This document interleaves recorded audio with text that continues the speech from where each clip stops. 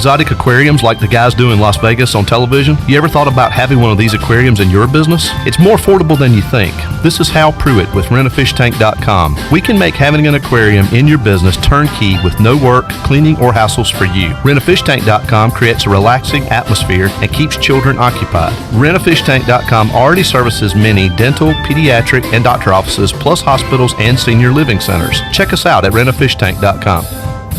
This is Pirate Radio, WGHB Farmville, 1250 and 92.7 FM Greenville, WDLX Washington, 930 and 104.1 FM Washington. Can you be quiet, please? Thank you. The following is an exclusive presentation of Pirate Radio, the voice of the pirate nation. Welcome to Pirate Radio Live. There's local politics, bud.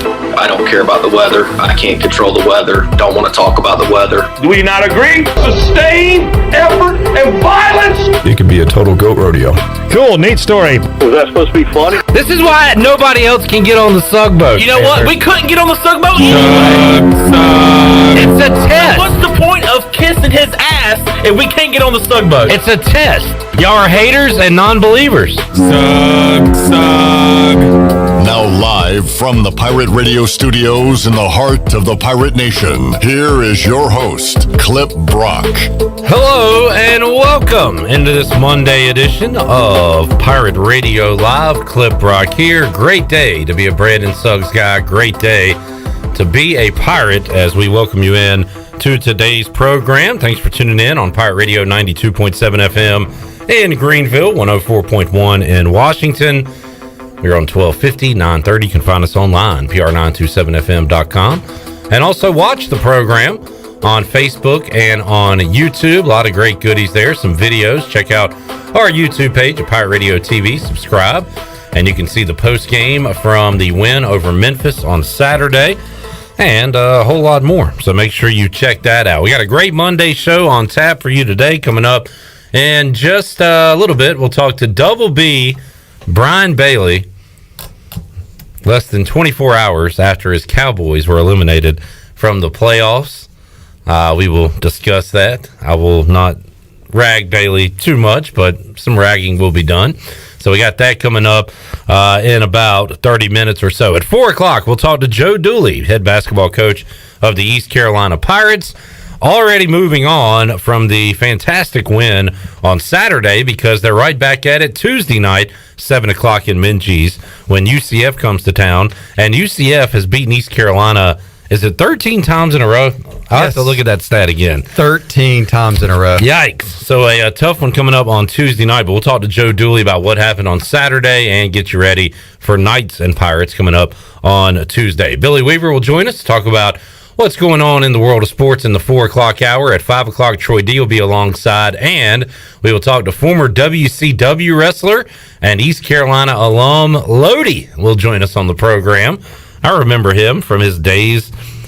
He was in the group with Raven in WCW. So we'll discuss those days, what he's up to now. He's actually about to wrestle Brock Anderson, son of Arn Anderson, who joined us on the show last week, in a match coming up later this month. So we'll talk to Lodi coming up on the program today. Wrestling talk, huh? Little wrestling talk. I hear you. We got a lot of ECU alums all over the wrestling world. So sports entertainment. I saw Summer Rae is back at the Royal Rumble. Going to be in the Rumble coming up at the end of this month. Yeah, Danielle Monet, who is an East Carolina alum. Lingerie Football League legend. Yeah, she's gone on to do a lot of things since, it's been probably 10 to 12 years when she first broke out of East Carolina, came by the Pirate Radio tailgate zone when she was in the lingerie league in Chicago. And then was that before she was Summer Rae? Yeah. We talked to her before she went to WWE. Yeah, she was just Danielle Monet that did from Raleigh, from East Carolina, that did the lingerie football league. And then I think she hit WWE, and then she's gone on to do modeling, all sorts of stuff too. So need to put her on the docket, Clip Brock, for PRL. Would be definitely a good guest to get. But a lot of stuff going on in the world of course, Vince McMahon. The man when it comes to wrestling that owns it all. But certainly the hour number 3 with Lodi will be very interesting. We got Chandler Honeycutt here, Shirley Rhodes, CJ Schaefer, Ellerbe to my left. Folks already chiming in on the Facebook Live. If you have a question, comment, you can do so there. And I'm going to do a better job of monitoring our YouTube family. Thank you, Ellerbe, because they're people too, you know. Yes, don't discriminate. You can be on YouTube or Facebook and be a part of the program. Clip Rock has done a great job this year already reading your comments. So definitely jump in, and congratulations to you on your captain status of the Sug boat. That has really kind of put you Sug. You know, I feel like you've been on this captain of the Sug boat. That's right. Since day one. I dating back to 2019, Ellerbe. And you took it to the bank on Saturday. That I did. I cashed my check, and the bank was open on Saturday. John Moody chiming in says, Sug. Thank you, John. Craig, who I believe is the person that sent me this ridiculous hat. Confirm that for me, Craig. He says he's hashtag Team Horn. There was a Team Horn versus Team Bell debate, Ellerbe. Do you remember that from football? No. When they went from the Undertaker Bell on third down to the horn, that we hear now. And I liked the switch up, and which is why I have the Team Horn somewhere on the side of my head. Here. He says he's Team Horn for the Sug boat, Team Bell for Dowdy Ficklin Stadium. That's what Craig says. I think you need to look in the camera right now and say, I'm the captain now. Look at me. By the way, are you Team Horn or Team Bell for third downs at Dowdy Ficklin Stadium? I'm good, Bells. You're going Undertaker Bell? Yes. All right. So, yeah, we're fired up today on a Monday. Brandon Suggs, game-winning shot for the Pirates to knock off Memphis. Completed a 19-point comeback, Ellerbe, Saturday night in Minges. Mayhem in Minges as court got stormed. Clip and Chandler came here and did a third half. I mean, was there a better script to finish the game with the Sug boat hitting the bank shot? It was meant to be. I mean, like you couldn't have written a better script if you. Now I have been writing Brandon Suggs fan fiction. Oh, you have? At home. So I choose your own adventure. Yeah. and that it's almost like my script came to life, Ellerbe, on Saturday. Now, be honest. What was more exciting, the Brandon Suggs bank shot or the Cowboys' demise on Sunday afternoon? Oh, Brandon Suggs. Easy. We knew Dallas was going to lose. You knew they were going to. We did not know that East Carolina was going to win on a game-winning shot on Saturday. You sure? You knew you were that confident in the Cowboys. I picked the 49ers, so yeah. Did you get, what was your reaction when the Cowboys game? There was a lot of laughter. There was a lot of me hoping Mike McCarthy is going to be the coach there forever. Were you on the edge of your seat on both when the end of you're probably standing up in Minges, I guess. And then were you standing up, sitting down as the Cowboys came down to that last one? I was kicked back laughing. You were kicked back. Yeah. You were just relaxed. Yeah. Okay. Yeah. Much lower stakes than that one. Would you say, it's early in 2022, but this has got to be the best victory Monday you've had all year? No doubt about that. In fact, somebody brought it up on our third half. I guess the question was rank them or what, it was, help me out, Chandler, the Brandon Suggs game winner Saturday, the field goal against Navy, or the Memphis win and get us to the bowl game. The 2-point conversion stop defensively. How would you rank those moments? I'd put the 2-point conversion for Memphis because that was and then maybe, I don't know, man, they're all win or lose, really. Of course, the Navy game was win or tie. Mm-hmm. So, you kind of got to put that third at the point because Brandon Suggs' shot was win or lose. And the 2-point conversion, you always got to go football first. The Memphis football game, 2-point conversion stop celebration, clinch win number 6. Brandon Suggs hitting the game-winning shot, and then because there would have been overtime in the Navy game, so I think that's the order you got to rank them. I went in order of probability, difficulty. So number 1, I went with the freshman hitting a kick that long to win a game in a clutch situation. Number 2, the out of bounds Brandon Suggs shot, and then number 3 stopping a 2-point conversion because just the odds, the probability. But as far as the moments go, yeah, that Memphis stop did give us something we were hoping for 7 years. So yeah, a 7-year itch. Yeah, I think, and you know, football cures a lot of problems, so you automatically have to go with that. But all 3 very exciting scenarios, and all 3 creating post-game magic here at the Pirate Radio Studios. A lot of fun on Saturday. We watched it in section 213, Chandler.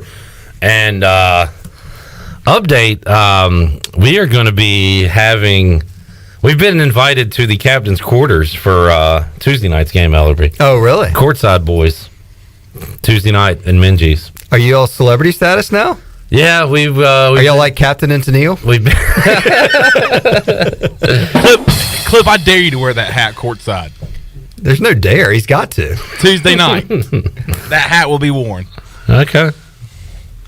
And if people ask, you just say, exactly, because you're not on the Sugboat. And I'll be on their side because I'm not on it. We will be courtside. At first, I was nervous about it. Pirates are undefeated at home. You shouldn't do anything right now to switch up the mojo, including switching your seats. But we watched the first game this year in the Billy Weaver section. We did. And some other seats. That we thought was courtside. That ended up was not courtside. Does Billy Weaver have a section? Yeah, the Weave section. Believe it or Weaver? I think it's the Brown and Wood section, courtesy of Brown and Wood. So we have sat in other seats and watched East Carolina win this year.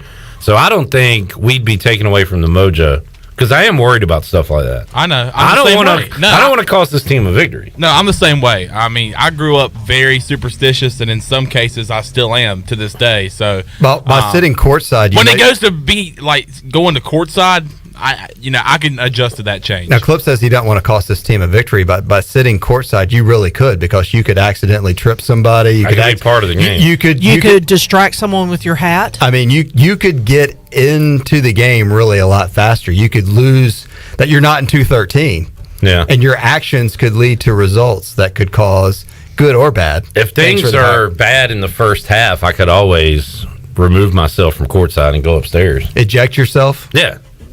Get out of here. Throw yourself out of the game? I could leave Would the you bench. give yourself a technical? I could leave the bench like the Memphis guy did. Give yourself a technical foul. Yeah. Or Antonio Brown. Toss your shirt, toss your hat, toss your Sugboat hat during a free throw. Into the stands. I'm on the other end of the court. Yeah, you're like pumping up the crowd. Well, if you and Clip, if you guys are sitting side by side, every time Brandon Suggs scores, will you do the Sug? I'll be glad to do it, but I'm not on the boat, so it's kind of an awkward situation.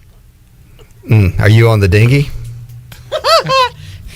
I don't know if I want to be on the dinghy. Are you anywhere near the Sugboat? No, I left the dock because I was tired of sitting there trying to get on it. Yeah. And I mean, I've come to the point where it doesn't matter what I do. I could save Clip's family. He had a chance from a burning house. He blew his chance, and he'd say, "Nah." Dude. He's trailing behind the Sugboat on one of those little. What do they call those life preservers that you throw out? Mm-hmm. He's kind of like hanging on to one of those. Are you a part of Dooley Island? You on there? You excited about it? Yeah, absolutely. We're all on Dooley Island. Okay. Speaking of Dooley, and this is going to tell you how hard it is to get on the Sugboat. I got a question for Clip Brock. Is Joe Dooley allowed on the Sugboat? I would have to say no. Who is allowed? What are the rules of the Sugboat? Joe Dooley benched Brandon Suggs, second half Cincinnati game, didn't start him against Memphis. That, to me, says he's a non-believer. Wow. So, can't get on the boat. I mean, the head coach of this basketball program is not on the boat. Let's catch everybody up to speed, including myself. How many people are on the Sugboat, and how many spaces are available, and how do you get on it? Not many. I had a moment of weakness, and I believe John Moody's on. Really? And Josh Thomas is on. And we had the four. And that is all. We had the four Suggsmen, I thought, but I can't remember the other guy. It's just a four-seater? No. There is plenty of seats. There's a roulette table. There's gambling. There's all kinds of stuff on it. The problem is all these non-believers, like, you can't just let them on now. Why? Don't you want more people on the? No, I want Sugboat people wagon? that deserve to be on it. So how do people get on the Sugboat? How do they pay their respects to the captain of the Sugboat to get permission to come aboard? Show me your proof. I need to see all your texts and social media posts that you've never said anything negative about Brandon Suggs. Okay. First, that would be number one. I was going to say, like, show receipts of. Number two, have you praised him in the past? Number three, and this is kind of a Black Mirror. You probably never seen Black Mirror on Netflix. No, I have show not. about technology. I'm going to somehow need to get into your brain to see if you've ever had negative thoughts about Brandon Suggs. Do you have to come down here and take like a lie detector test? That is a good way to do it. You can sit right over there. Mm-hmm. I'll ask you questions, and we will go over the result. That's actually a good idea. Have you ever said, that was a terrible turnover by Brandon Suggs? No. You liar! You liar! I'm having fun with this. All right. I'm taking victory laps today on this Monday. So are you going to go more like Jack Nicholson or Spike Lee courtside Tuesday night? I mean, have you thought this out? No, I'm not going to insert myself. You're going to into the arrive late situation. like a Laker fan, or just like make a grand entrance, get there early? No, this is not about me. Not about you. No. I found your sound effect for, when people ask if they want to get on the Sugboat. Okay. And you just simply press this little button and it says That's right. I have a button that I can slap as people try to get on. All right. The no several button. different ways to say no. Ron says, don't wear that hat, and then said you've already distracted some with the hat. Ron is not a fan of the hat. Ron, is he hating? Definitely not going to be on the Sugboat. You need to look right in the camera and tell him who the captain is. Oh, that's right. John Moody's daughter is on the Sugboat. There was a video Saturday night after the game of her doing the Sug, and I anointed her first. Now I've forgotten the ranks. First. I mean, if you're the captain, you make them up as it goes. First lieutenant, maybe. First, I'll have to figure out the exact rank. But it's a very exclusive club. It's in a club that Chandler has said he didn't want to be a part of, and I'm granting his wish. He is not a part of it. And there's no way he can get on. There is, John Moody just reminded me in the comments section, there is a honorary member on the Sugboat. Who's that? His daughter.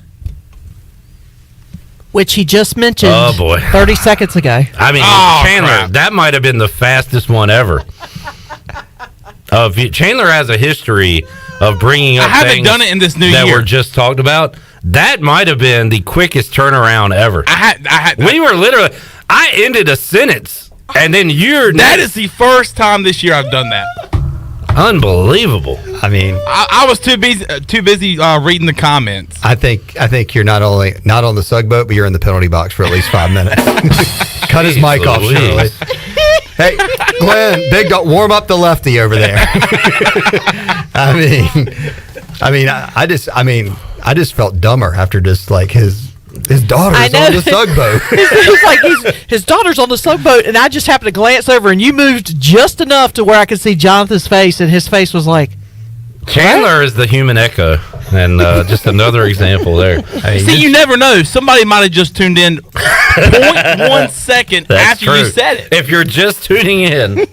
If you're 30 just seconds now later. tuning in and missed the last 0.5 seconds. You can't be on later. the Sugboat because you're on your own boat that's only focused on what you're going to say and not listening to the captain. The dinghy boat. I mean, there's no way you let that sailor anywhere near your boat, Captain.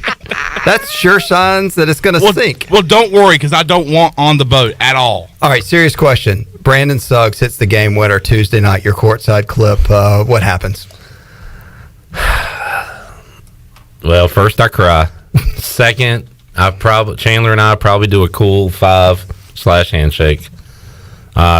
Third, I think due to these COVID times and probably my age as well, I would not rush the court. Even though you're right there. And go hug him. Could take 2 steps. I probably wouldn't. What if he came and wanted to hug you? If he came to me arms wide open, arms wide open, I would definitely... You'd hug it out. I would embrace him with both arms. Yes. Okay. All right. And it would be a magical moment in Minji's.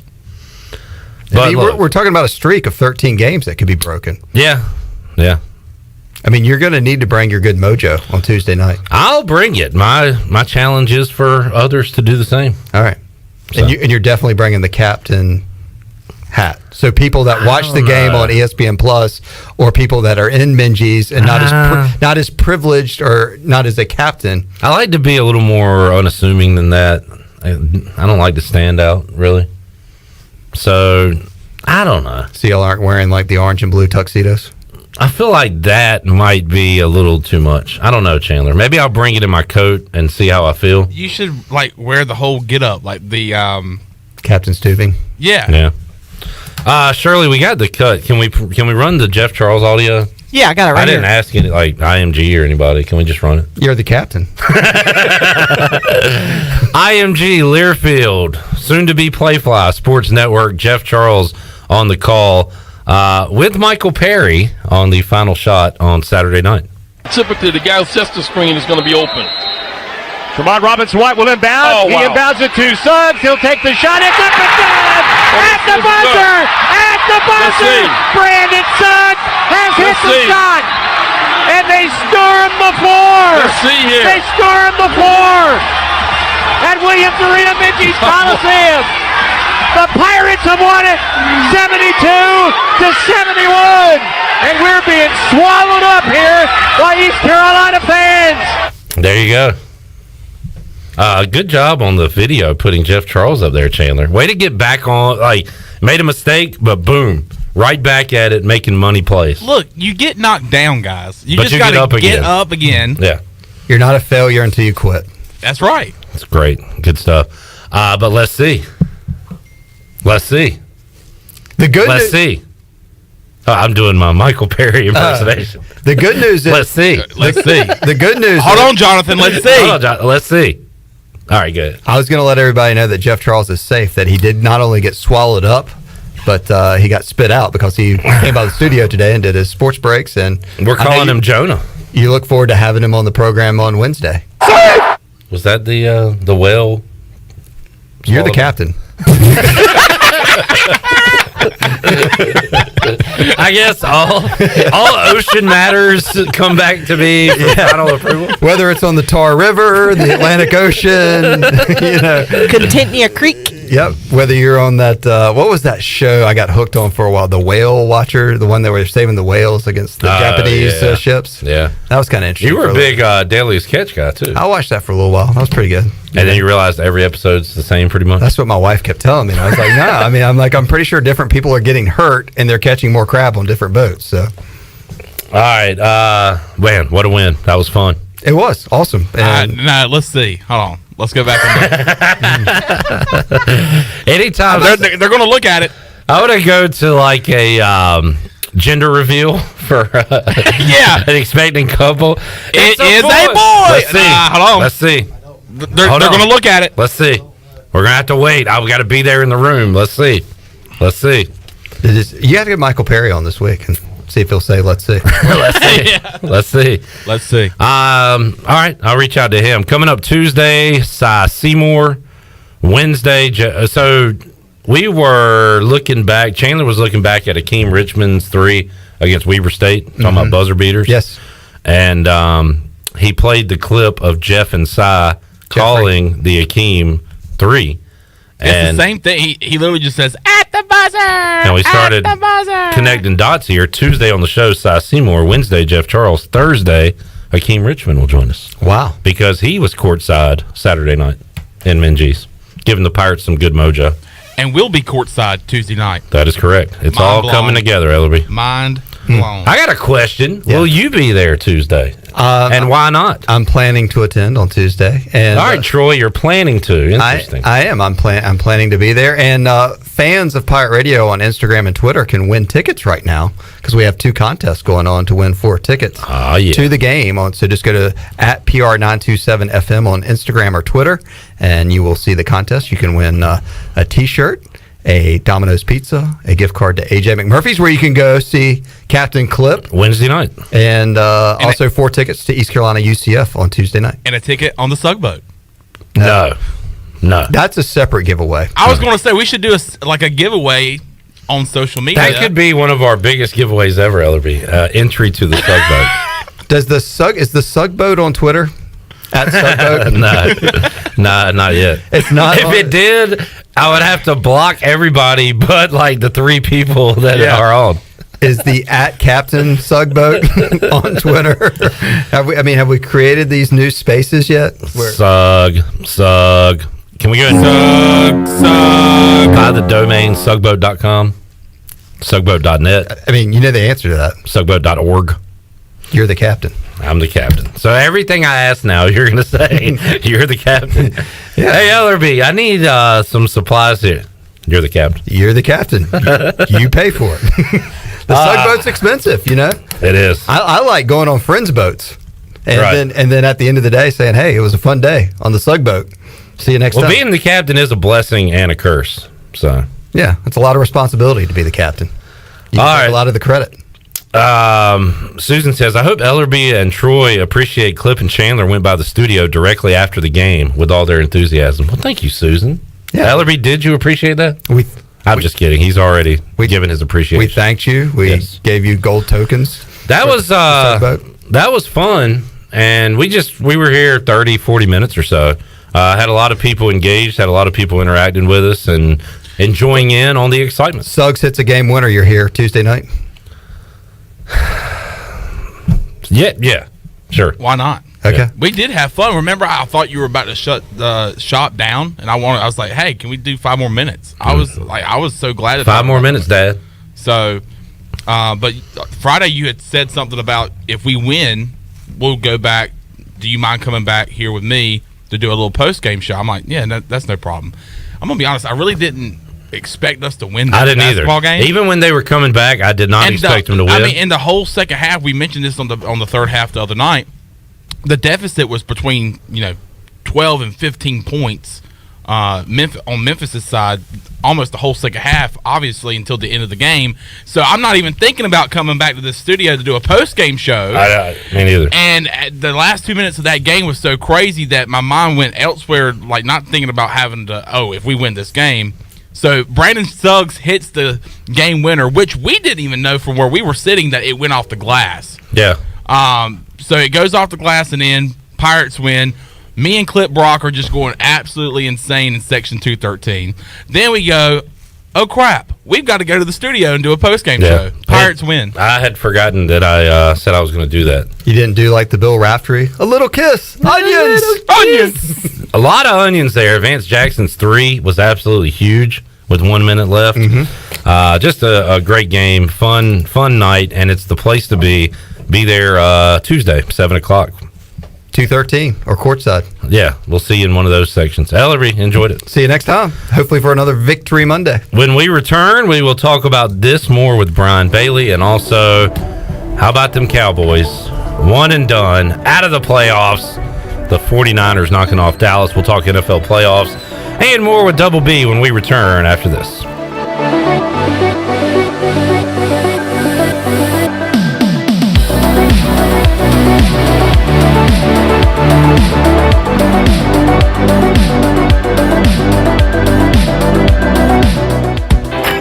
Buccaneer Music Hall is your beacon of music in the land of Pirates and ENC. Open 7 days a week from noon until 2 a.m., the Buck features live music every night of the week. Tuesday is karaoke with DJ Captain Morgan. Wednesday is acoustic night. Thursday is the DJ dance party. And Friday and Saturday nights, it's live bands. Check out the Buck's Facebook or Instagram page for more information. The Buccaneer Music Hall. We'll see you at the Buck. In a world of fake profiles, fake tans, and fake flavors, naturally flavored Michelob Ultra Organic Seltzer strives for realness.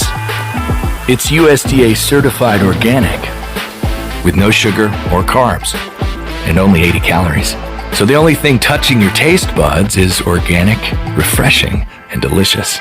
Michelob Ultra Organic Seltzer, as real as it tastes. Enjoy responsibly, not a low-calorie food. Anheuser-Busch Michelob Ultra Organic Seltzer, IRC Beer, St. Louis, Missouri, 63118. Hey, this is John Grillo, the Bagel Man. You know I love bagels. I don't settle for frozen bagels. That's why we make our bagels right here in Greenville from scratch every day. If you're coming into Bagel Man, you'll notice that there's some renovation going on. Our menu is bigger and better than ever. Our sandwiches, heroes, subs, salads, wraps, bagel dogs, fresh baked pastries, and our new coffee bar. Soon we're going to be opening for dinner. Don't forget Bagel Man for all your catering needs on Fire Tower Road in Greenville. Hey Pirate Nation, Lindsey Gray here with Carolina Caliber. In 1960, my granddaddy started his firearm business right here in Eastern NC. Still family owned and operated, we have the area's largest selection for outdoor shooting sports and accessories and are one of the nation's top firearm dealers. At Carolina Caliber, we have everything you need from hunting, home defense, and personal protection, including a wide variety for ladies and youth. We buy, sell, and trade. It's a time-honored tradition. Visit us at Carolina Caliber on Fire Tower Road in Winterville. Be sure to check out David Price Construction for all of your commercial or custom residential renovation and building needs. Run by ECU alumni, David Price Construction specializes in commercial projects, maintenance on facilities, and large-scale residential renovations and additions. Proud to be voted the Remodeler of the Year by the Home Builders Association of Raleigh-Wake County in 2018 and Best Business Commercial Remodel Project winner for 2020. David Price Construction, the proud ECU Home Services partner. You know texting while driving is dangerous. That's not new information. Yet most people admit to doing it anyway. Drivers are 23 times more likely to be involved in a car accident while texting. Know the facts and wait to text. The danger is real and it applies to you. Auto Owners Insurance. The no problem people. Information provided by Virginia Tech Transportation Institute. This is Norm Bryant with Town Insurance in Greenville. Call me today at 756-8300. Go Pirates. I'm Sam Jones, and for more than 3 generations, my folks have kept the fires burning for Eastern North Carolina Whole Hog Barbecue. At Sam Jones, you'll find our smokehouse pumping out wood-fired meats, cooked fresh every single day. There are no freezers at our place. Everything, and we mean everything, is made fresh daily, including our sides, sweets, and sauces. Stop in and see us, and I bet you'll be able to taste our passion in just one bite. At Sam Jones Barbecue, you'll find plenty of smoke, but no mirrors. For the latest from the world of golf, tune in every Saturday morning from 8 to 10 for the Golf Shop Radio Show. Hosts Mark Greenhelds and Matt Blanchard talk golf from tee to green and everything in between. If you like golf, you're gonna love Golf Shop Radio. Before you tee up, drop on in. Welcome to the Golf Shop. This is ECU basketball coach Joe Dooley, and you're listening to Pirate Radio, the voice of the Pirate Nation.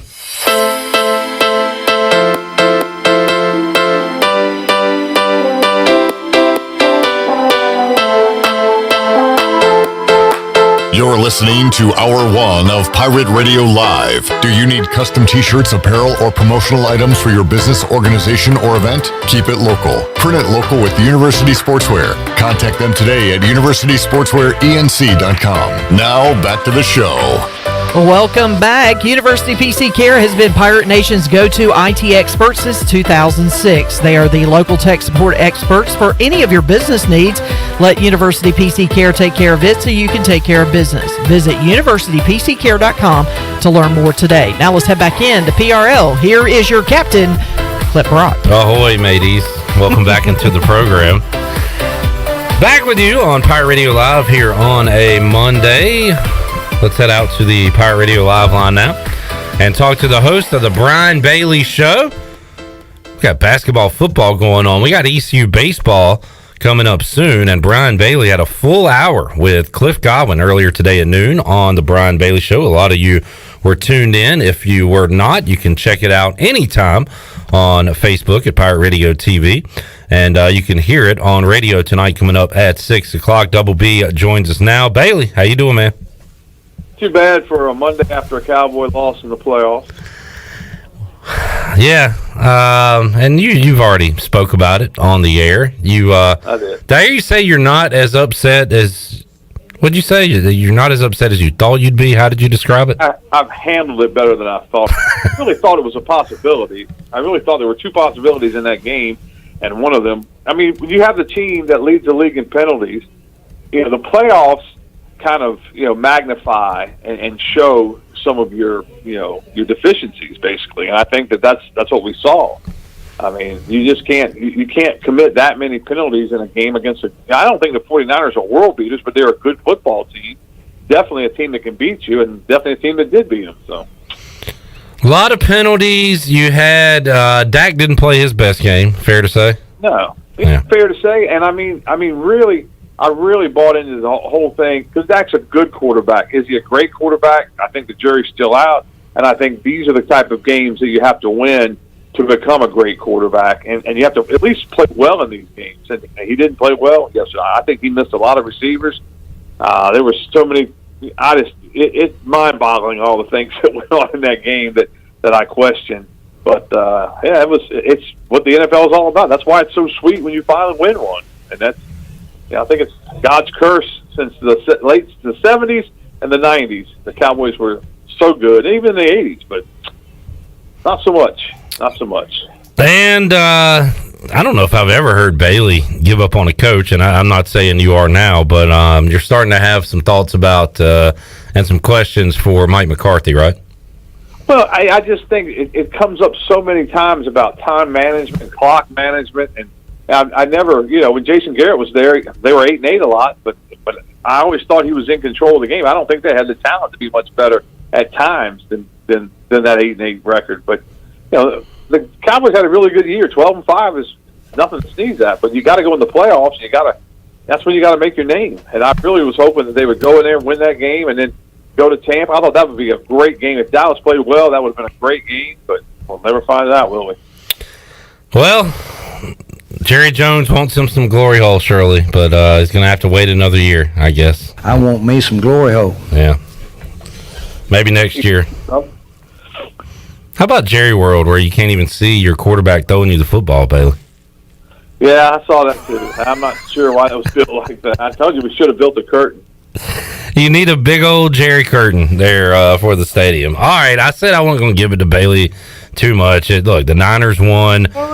Do the Niners, do they have a shot in Green Bay, Bailey?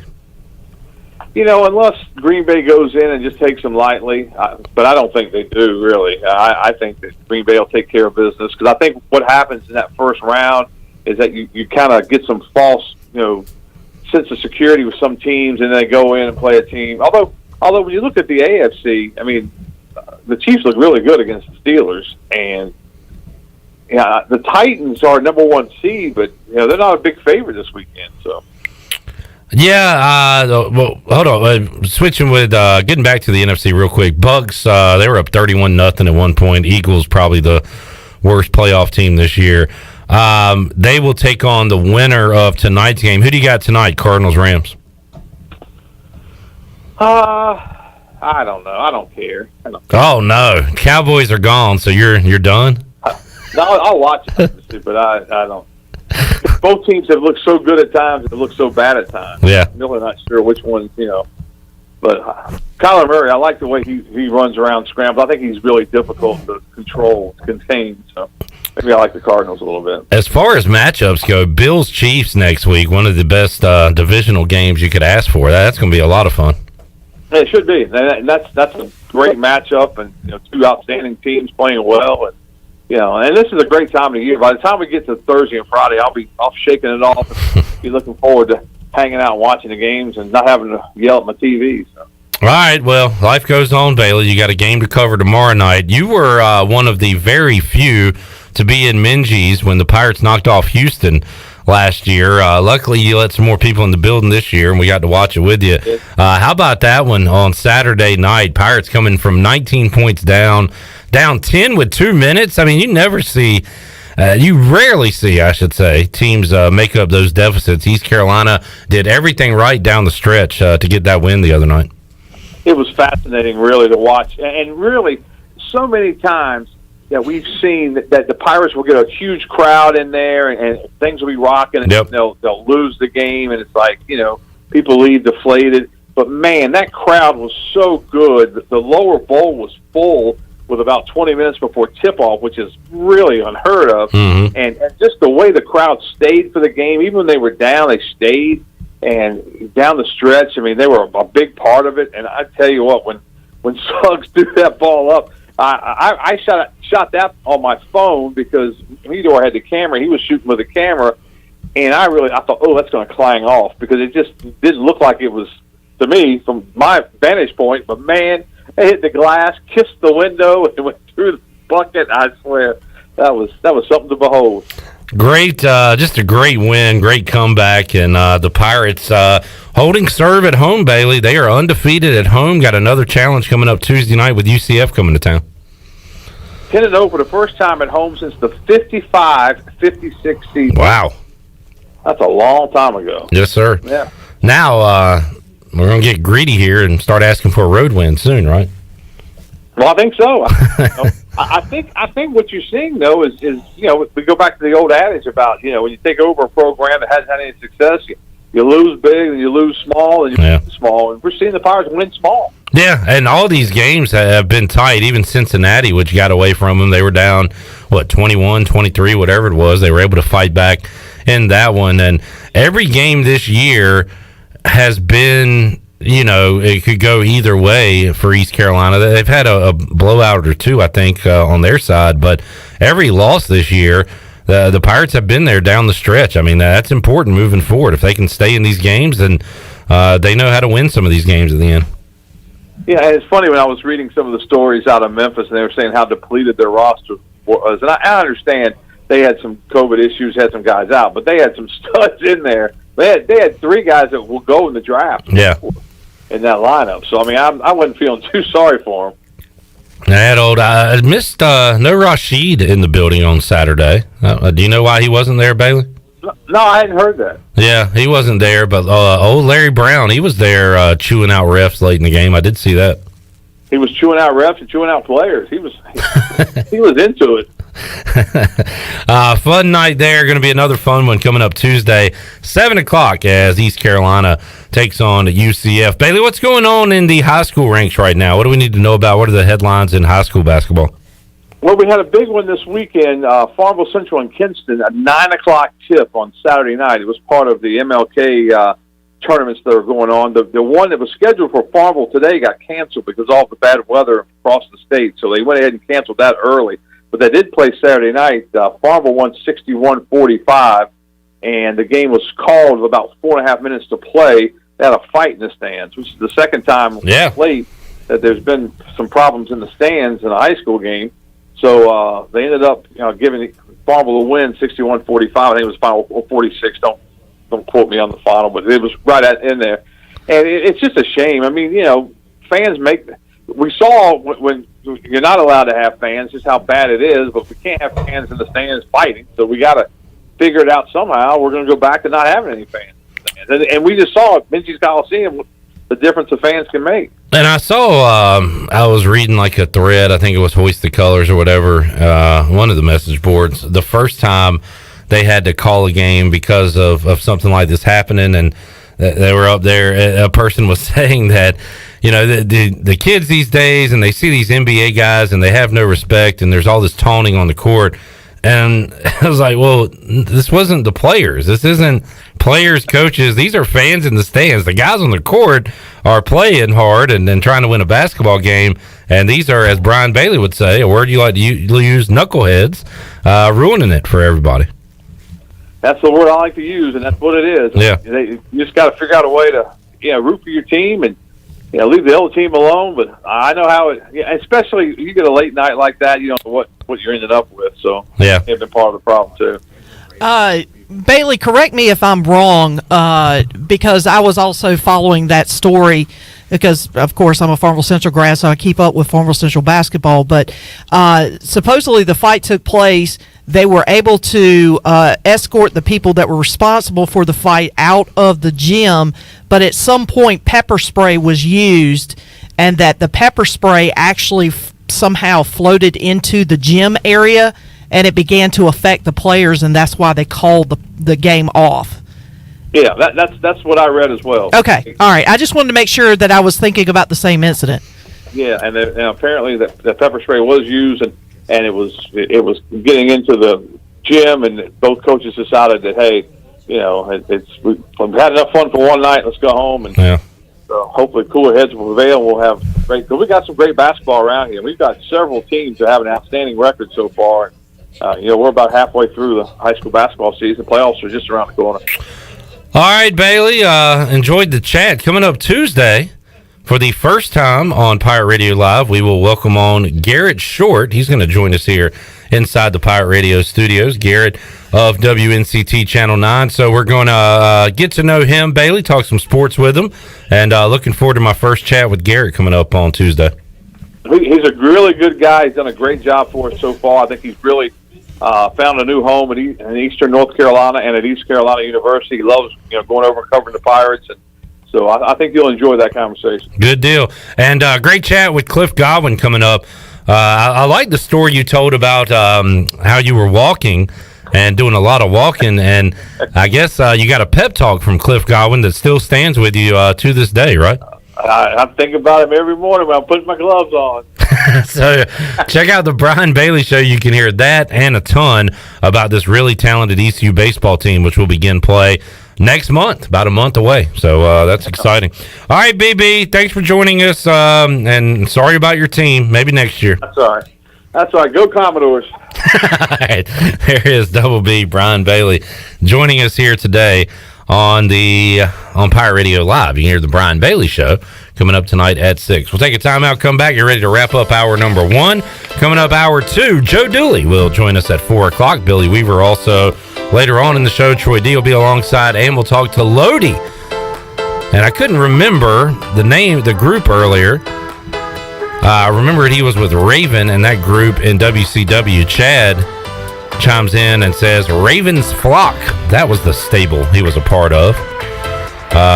Says he's actually seen him here in Greenville and in Little Washington wrestle. So we will talk to Lodi, ECU grad, longtime pro wrestler, now a trainer, and still a wrestler. We'll get his story coming up in the 5 o'clock hour. More to go on Pirate Radio Live. We'll be back with you after this.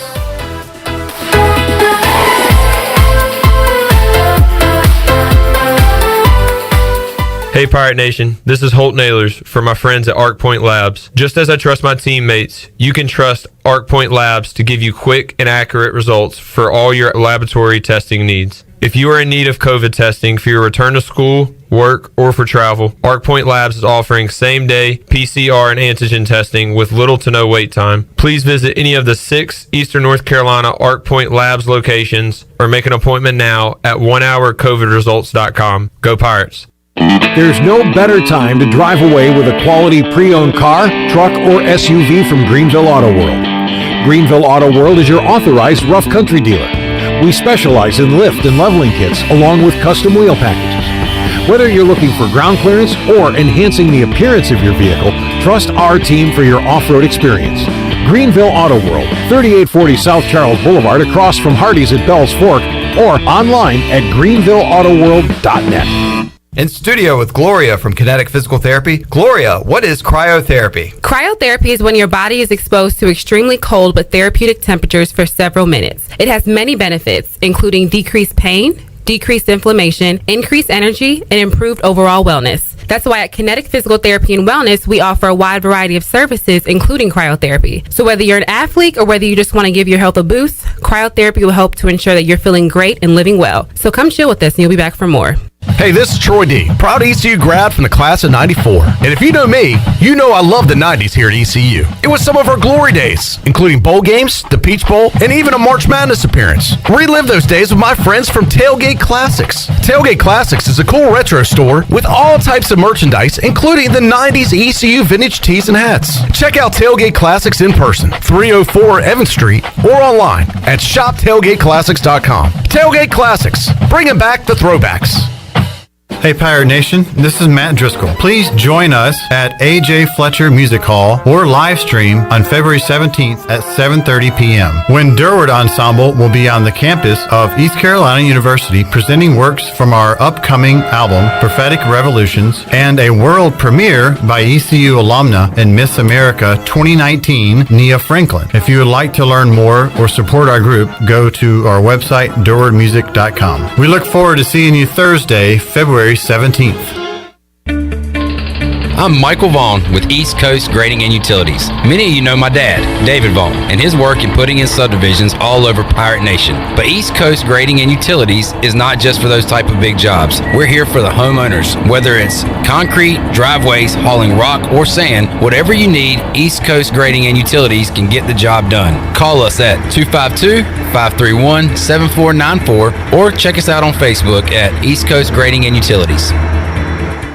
Hello, Eastern North Carolina. If you're looking for a great place to work with competitive pay and advancement opportunities, Pitt County Schools is hiring. We employ over 3,000 people, and we're one of the largest employers in Pitt County. Pitt County Schools is currently seeking teachers, bus drivers, school nutrition personnel, facility staff, custodians, clerical staff, and more. We offer advanced leadership opportunities for our educators and competitive pay for our skilled labor force. Come work for a diverse, thriving school system and be an important part of ensuring success for the students of Pitt County who are the future of Eastern North Carolina. To fill out an application, visit our website today at pittschools.org. That's pittschools.org, or go directly to our job postings at bit.ly/PCS employment. That's bit.ly/PCS employment. Pitt County Schools, engaging, empowering, and elevating every student and every staff member every single day. Pirate Radio. We'll strap it on with anybody, anywhere, it doesn't matter. I know this, I want to win or lose with the group that we have in our locker room. The voice of the Pirate Nation.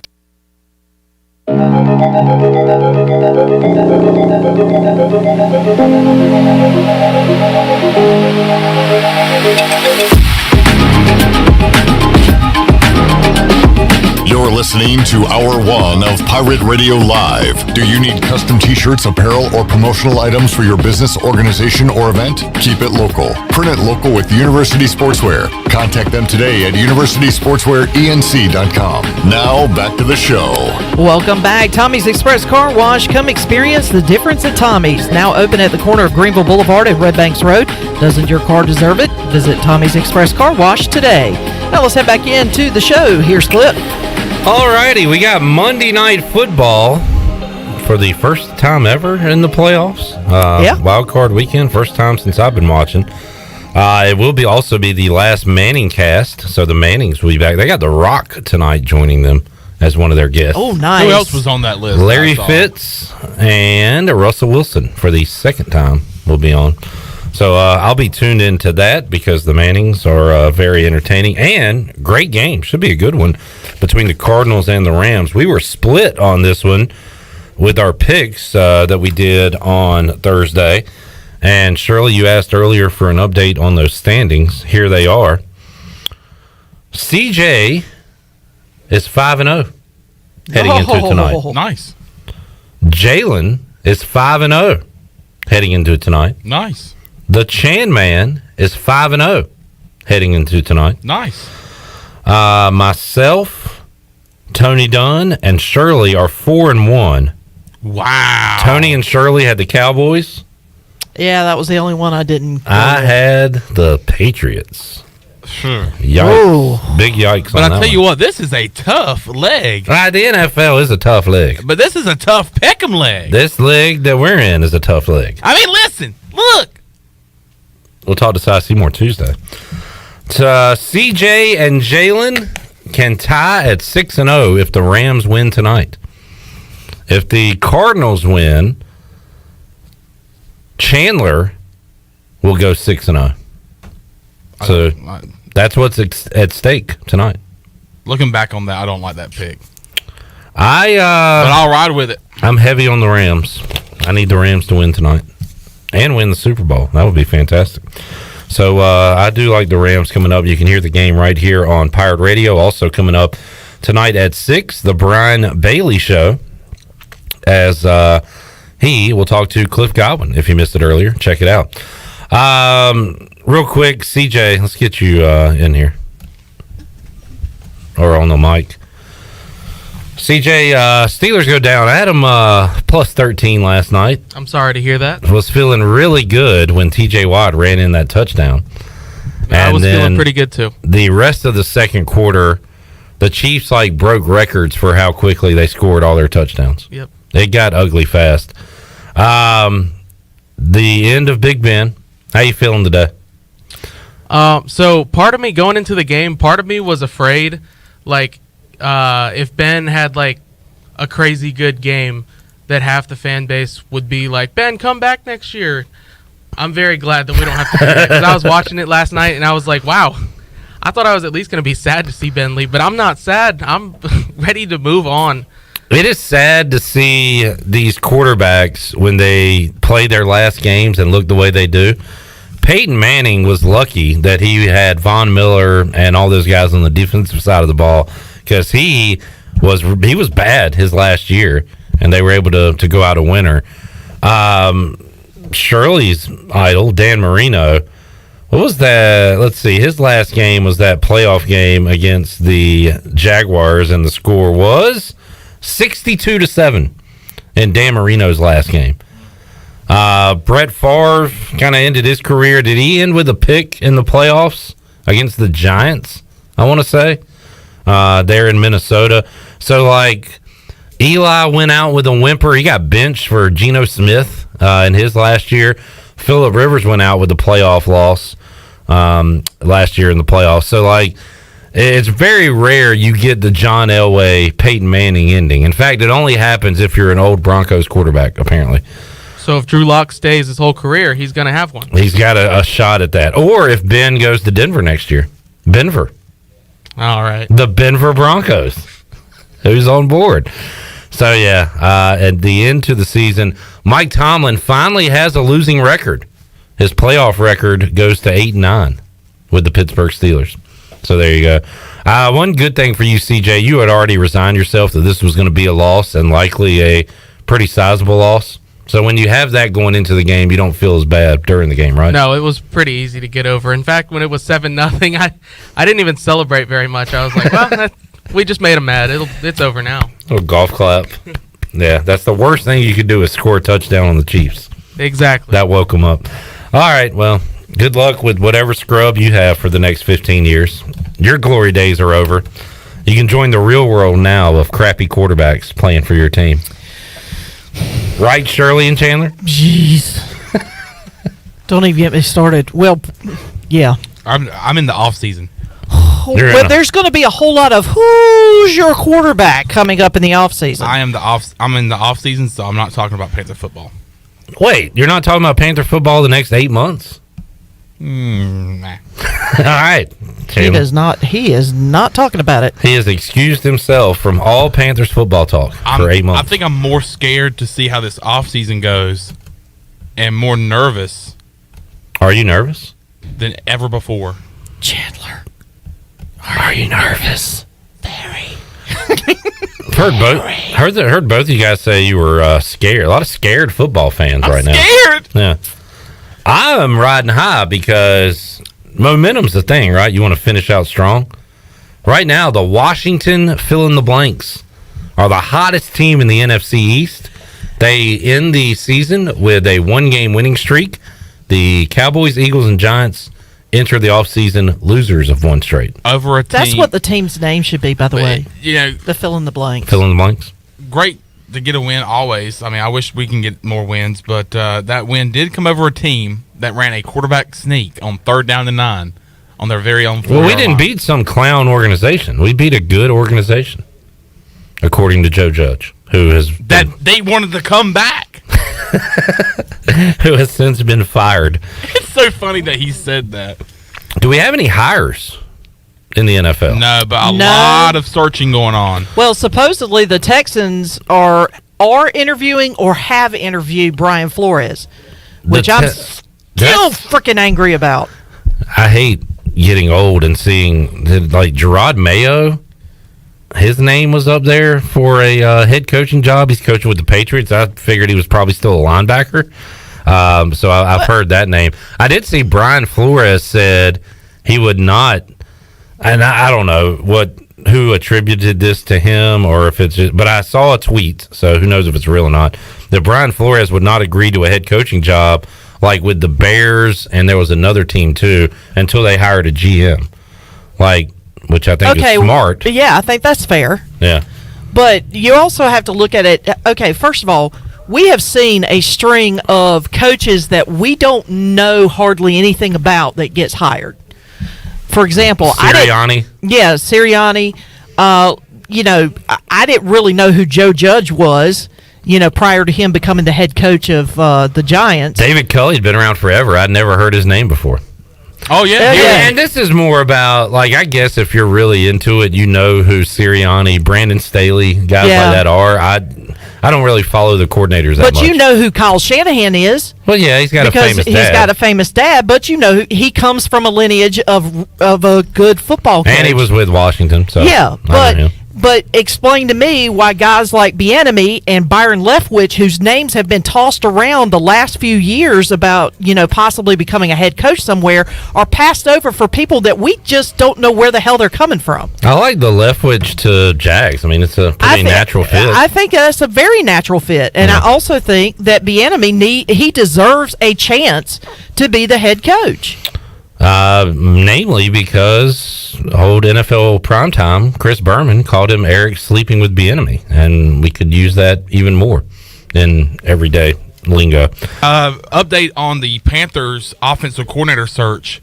As of today, we have added a candidate to that list, it being, just talking about the Giants and Joe Judge, a former head coach of the Giants, Ben McAdoo, and Cowboys consultant. That wouldn't be a bad hire. So I was hoping you were going to say Jason Garrett. I was really hoping the Clapper was going to join your franchise. Just because that would just cap things off. There wouldn't be much clapping if he was a part of our franchise. Jason Garrett. He'll clap regardless. Whether you're winning or losing, he's clapping. He's a lot like the captain of the tugboat. No matter how it's going, he's clapping. He's clapped more times in despair than he has joy. So he'd be clapping up a storm over there, Chandler. Would you rather have Jason Garrett or Scotty Montgomery? Jason Garrett. This just in. Chandler wants Jason Garrett to be the next offensive coordinator of the Panthers. You heard it here first. That is false information. That's fake. That's fake news. I asked you a question. No. You asked me, would I rather have Scotty Montgomery or Jason Garrett? I said Jason Garrett over Scotty Montgomery. You chose Jason Garrett. You just said breaking news. Yeah. Chandler wants honey. Chandler wants honey because he's Winnie the Pooh.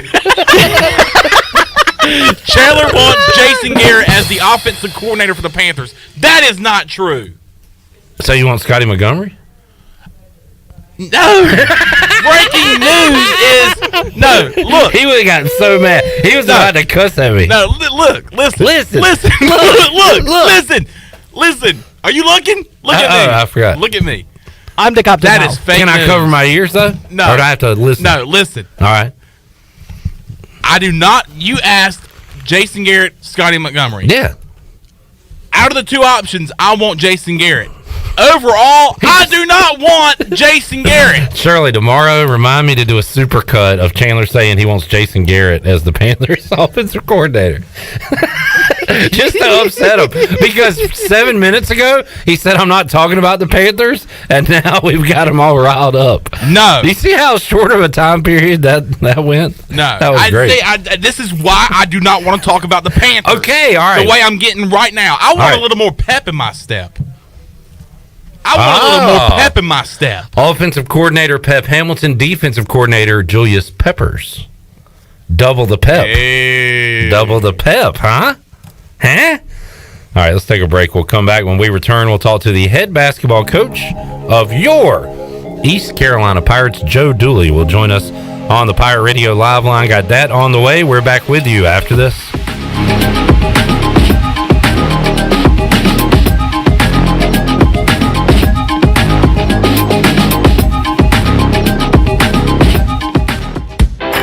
Buccaneer Music Hall is your beacon of music in the land of Pirates and ENC. Open 7 days a week from noon until 2 a.m., the Buck features live music every night of the week. Tuesday is karaoke with DJ Captain Morgan. Wednesday is acoustic night. Thursday is the DJ dance party. And Friday and Saturday nights, it's live bands. Check out the Buck's Facebook or Instagram page for more information. The Buccaneer Music Hall. We'll see you at the Buck. Hey dads, it's back. Plan to join us for our 6th annual Daddy-Daughter Dance Friday, February 11th at Rock Springs. This event will be a fun night of games, music, photo keepsakes, raffle tickets, and of course, dancing. Best of all, 100% of the proceeds will go to Daughters for Dads, which supports local families affected by cancer. Sponsorship opportunities are also available. Purchase your tickets today by going to eventbrite.com and search for Daughters for Dads. We will see you Friday, February 11th at Rock Springs. The Dickinson Avenue Public House is a lively and diverse restaurant in Greenville that utilizes fresh and local ingredients. With influences of Creole, Asian, and upscale Southern cuisine, the DAP House offers a seasonally rotating menu and a full-service bar with rotating craft brews on tap. Come to the intersection of 8th and Dickinson and enjoy $1 off drafts on Tuesday, half-price flights on Wednesday, half-price wine bottles on Thursday, and $1 oysters Tuesday through Friday from 5:30 to 7. For more details, check out their website at daphouse.nc.com. Do you suffer from allergies, asthma, or any other sinus problems? Perhaps professional cleaning of your air ducts could help. Family owned and operated in Winterville for over 22 years, Carolina Quality Air was the first certified duct cleaning company in Eastern North Carolina. From residential to commercial, they can handle any size job, big or small, including our studios here at Pirate Radio. Carolina Quality Air uses a sanitizer that kills mold in your ductwork and over 100 viruses, including the coronavirus. Visit them online at CarolinaQualityAir.com. At Jimmy John's, we don't make sandwiches. We make the sandwich of sandwiches. We use fresh veggies because we don't hate salads. We just feel bad for them. We make our sandwiches exactly how you want because you're the one who's eating it. And we bake bread all day, every day because stale bread isn't bread. It's croutons. Sandwich history is written by the victors. Good thing we have legible handwriting. Jimmy John's, the sandwich of sandwiches. Order pickup or delivery on the app. This is Mark Washington with Max Sports Performance at Max Fitness. Our facility has reopened and is following all safety protocols. The best thing you can do to strengthen your immune system is, of course, to work out and exercise on a regular basis. I can assist you as your performance coach. You can also enjoy the benefits of a private facility. Avoid the crowds and work out at Max Fitness. Now is the time to get healthy. Max Fitness, just off Highway 43 in the old Ace Hardware Building behind Speedway in Greenville. Call me, Mark Washington, 902-4877. Grow Rug 26 is coming to Greenville March 25th through the 27th. This is DJ Fossil from F3 ENC, inviting all men to sign up now for this leadership training event. The Grow Rug training events are designed to help men become high-impact men by reinforcing the F3 mission of invigoration of male community leadership. To register or to learn more, please visit f3enc.com. That's f3enc.com. Remember, you don't have to be great to get started, but you've got to get started if you want to be great. Hi, I'm Annalie Newhoff. And I'm Rob Campbell. And we are with CopyPro. We have been locally owned and operated here in Eastern North Carolina for almost 50 years. CopyPro is the leader in office technology. Does your business struggle with keeping printing costs low or producing professional documents? Here at CopyPro, total customer satisfaction is our #1 priority. We have a variety of solutions to help reduce your printing expenses and make your business more productive. Call us today at 1-800-682-6558 or online at copypro.net. CopyPro, we are the professional office systems people. This is Pirate Radio, WGHB Farmville, W224EI Greenville, WDLX Washington, and W281CH Washington.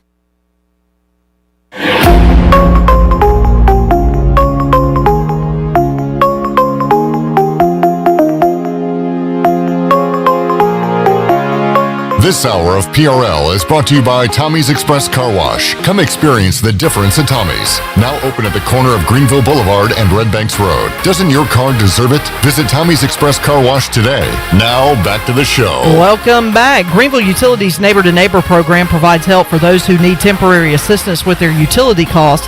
And you can make a difference. Your tax-deductible donation can be added to your GUC bill each month, or you can make a one-time donation, and GUC will match all donations up to $20,000 each year. Consider helping a neighbor with GUC's Neighbor to Neighbor program. Now let's head back in to Pirate Radio Live. Here is your host, Clip Brock. Alrighty, back with you here on Pirate Radio Live on a Monday. Clip Brock, Troy D alongside. Hey, how you doing, Troy? Doing good. Jumped in a little early. Figured kind of missed you guys. Okay. Well, good to see you. Yeah, good to see you too. Welcome back. Yeah. Coming up in the 5 o'clock hour, we'll talk to one of Troy D's old schoolmates. Classmates, yeah. Lodi. The Loadster. A.K.A. Lodi Rules. Brad? Yeah. That was it? Yeah. Yeah. So Lodi from WCW was part of Raven's Flock. Still wrestling, still training. And seems to be quite a character, Troy D. So looking forward to hearing that. He's got great personality, great story. And a lot of folks may remember him from his ECU days. So if not, it'll still be a real interesting interview. Got that coming up. Got Billy Weaver later on this hour. We'll talk to Joe Dooley in just a moment. Thanks to everybody for tuning in today. And shout out to one of our YouTube watchers, Robert D., who reminded me to remind Bryce Williams about the Manning broadcast tonight. We talked about it last Wednesday with Bryce. Well, dang. Is that tonight? I totally would have forgot to remind Bryce about that. Crap. So I sent him a text. Robert, that's fantastic work by you. Thank you for reminding me. What do they do again, Clip? Troy, I haven't Monday Night Football's on Monday. I'm confused. What channel's that on again? I hadn't said this one on there. I didn't even mention it to Bryce last week. Monday, January 10th at 2 o'clock. He sent me a text and said, "Hey, Clip, what channel is the national championship on?" I'm like, what bubble is this guy living in? Not like is ECU on ESPN3 this week? I could see people getting confused on that. This is the national championship. This is the Alabama, Georgia. Yeah. What channel? Your option is basically ESPN or ABC, or probably both. But I love Bryce, but he can just look it up. Well, no, we talked about that. I said, hey, why doesn't he have Google? And Clip was like, Google. Well, Clip, what website is that Google? What website is Google on? Hey, how do I find Google? Google? How do I get Google? I got a new phone. It don't have Google on it. What do I do now? How do I download Google? It's like they put the brain of like a man in 1917 and put it into the head of Bryce Williams. Yeah, and I love Bryce, but man, he does live in a bubble. What is a TV? Yeah, I'm a dork. We just survive on the land. So we love Bryce. Hunting and fishing, he knows, but I'll see if he. That's all he could do back then. Yeah, that's why. 1917. He's in that mindset. He can survive on the land. Yeah.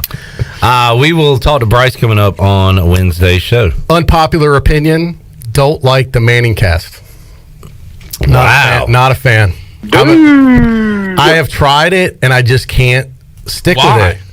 It's just like, I don't know. I've tried these other alternate broadcasts. It's not them as much as I just am a traditionalist. Like, I even thought about flipping over to the Nickelodeon thing for the Cowboys thing because I thought that would have been funny. That's not for me. I just couldn't do it. Like, I can't. It's for kids. But I'm saying any of how they have all these other alternate broadcasts, especially for the national championship game. I flipped over on the Texas A&M coach one.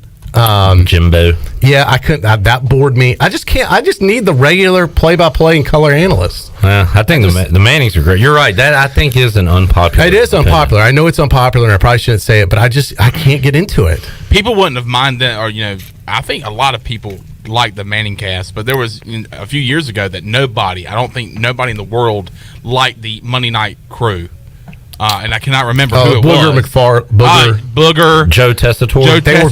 They were bad. See, now that, I think that it would just go through the roof. True. If that was the crew. But the crew now is pretty good. Yeah, they just hadn't been able to find one and stick with it. You remember where they went the Dennis Miller route, Troy D, back in the day? That was awful. I never understood that. And they even had Rush Limbaugh one time on ESPN. He was a pregame, really?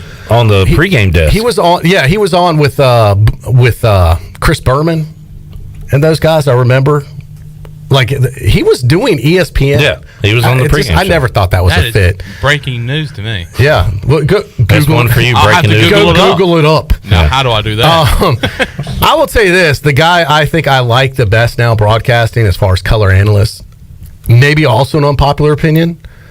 Romo.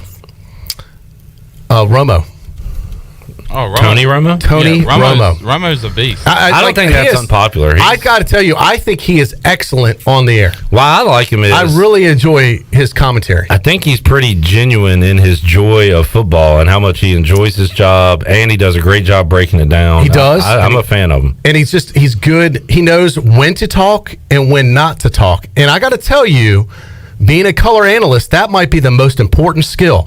When to speak and when to keep your mouth shut. Let's look at it. I have a feeling. When not to speak. Let's look. And when not Let's to take a look. Hold on. Let's take a look.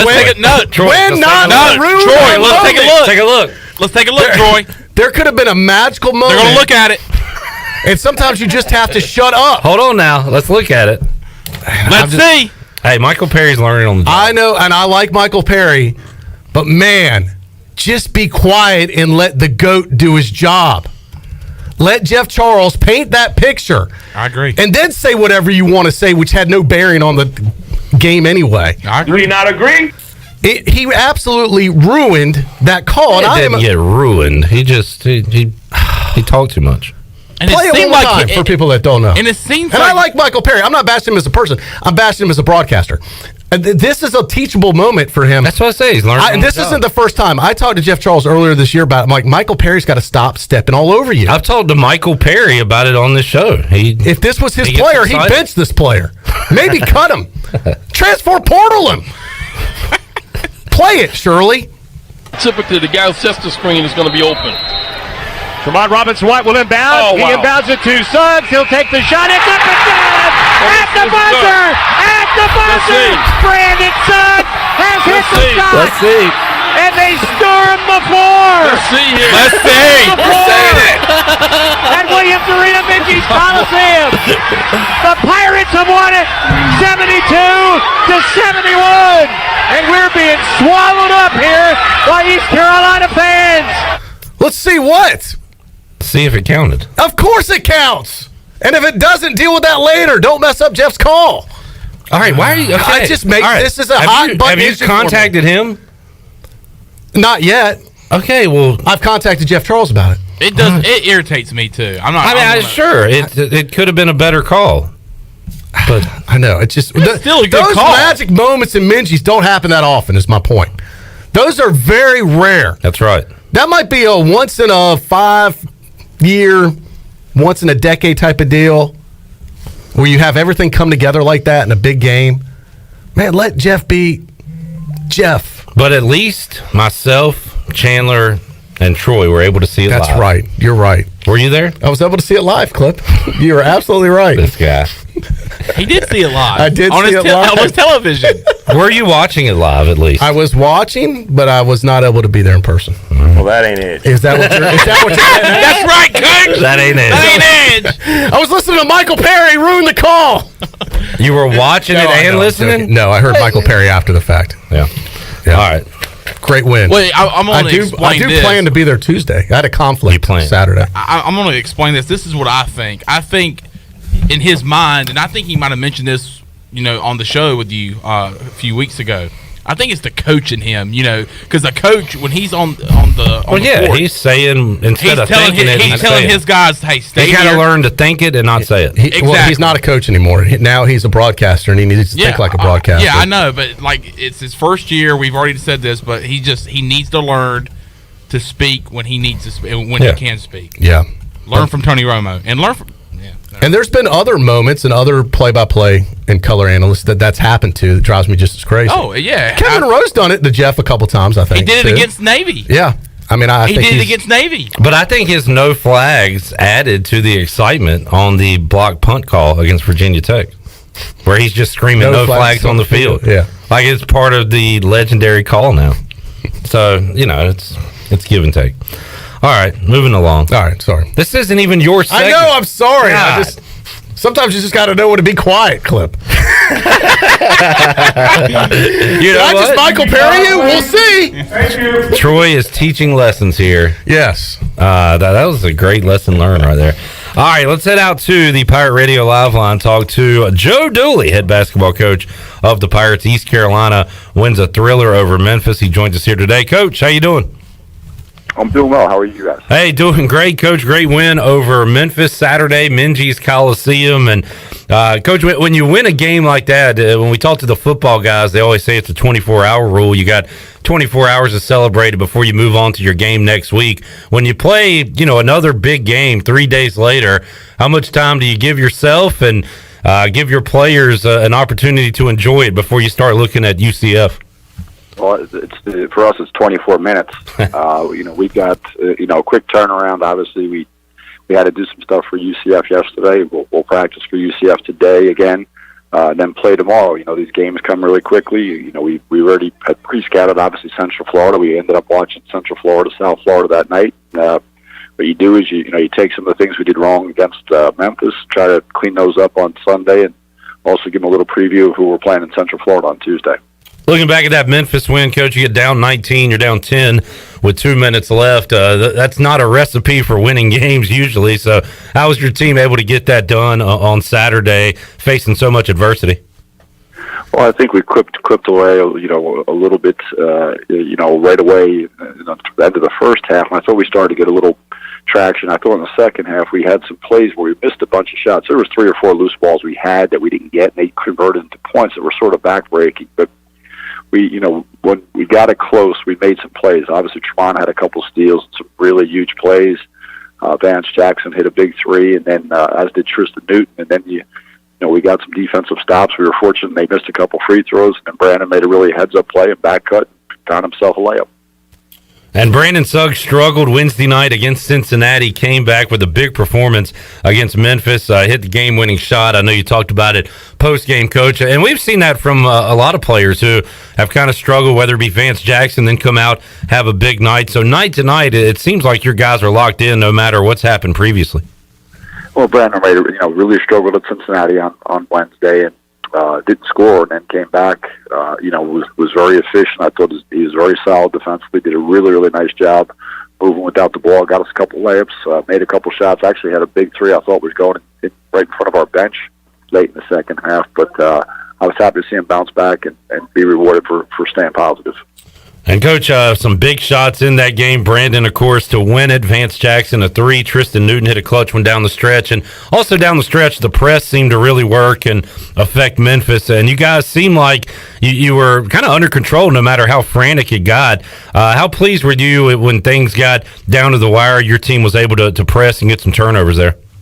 Well, the play that Tremont made on the inbound play was just the angle he took. He got it, just made a great heads-up play to get us a layup. But, I think even the presence of mind when we got the ball down the court, we didn't have a timeout. We were able to sort of get the ball to the basket. Obviously, Durham's hard to get a shot up around, but I just think the guys, stuck with it. I thought we moved the ball better in the second half. We didn't think we played particularly well in some regards. And a lot of that Memphis played made us not play well. Maybe you can't simulate their speed and athleticism, so until you see it for a little bit and you figure it out, it's hard to play against.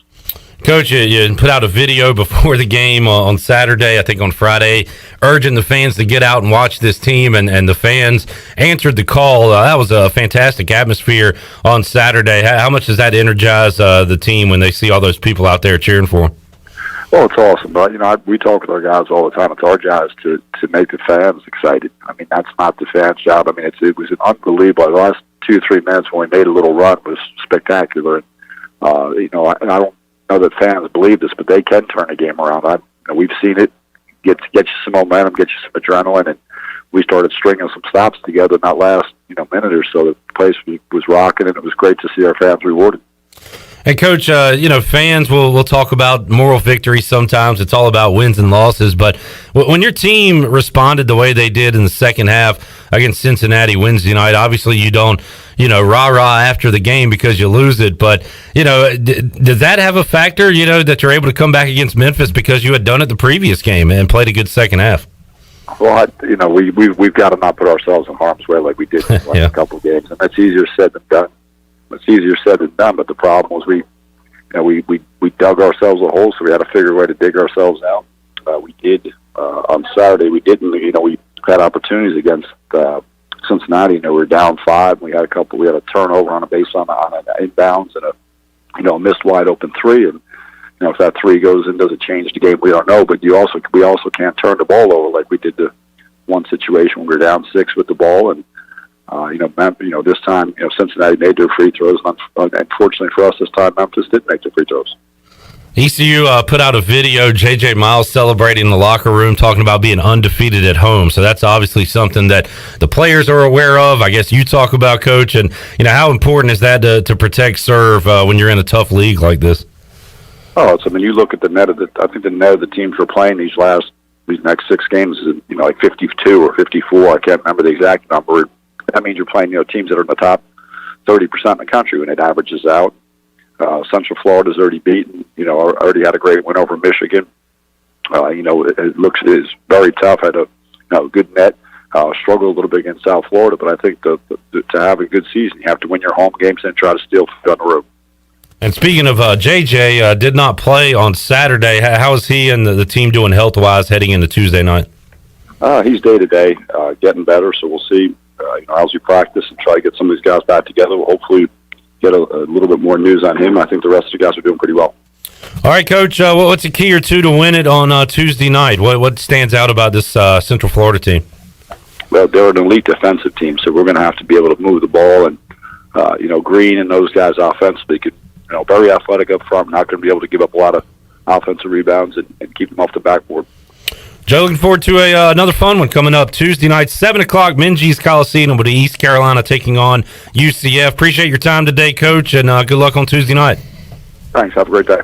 There is Joe Dooley joining us today on Pirate Radio Live. It's great when East Carolina will release some of the locker room videos. We get to see Joe smile a little bit. We get to see him cuss like he tends to do in his natural habitat. The real Joe, but he's just you don't see him smile too much. So it was good to see him have fun for a very brief moment on Saturday night. And I've gotten to know Joe over the years. He's kind of got a very dry, witty sense of humor off the air, and off the court. He's a funny guy once you get to know him. But you're right that you don't get to really see that side of him if all you see him is coaching and the interviews after a game and stuff. He's very strictly business. Yeah, and when the Pirates are losing, it's not very fun either. Right. So, hey, more of these wins, maybe we'll see more smiles from Joe Dooley. Yeah, real Joe Dooley starting to emerge. I enjoyed seeing the video of him jumping up in excitement whenever they finally announced that the basket was good, which Brandon Suggs got it off in plenty of time. And so, well, let's see.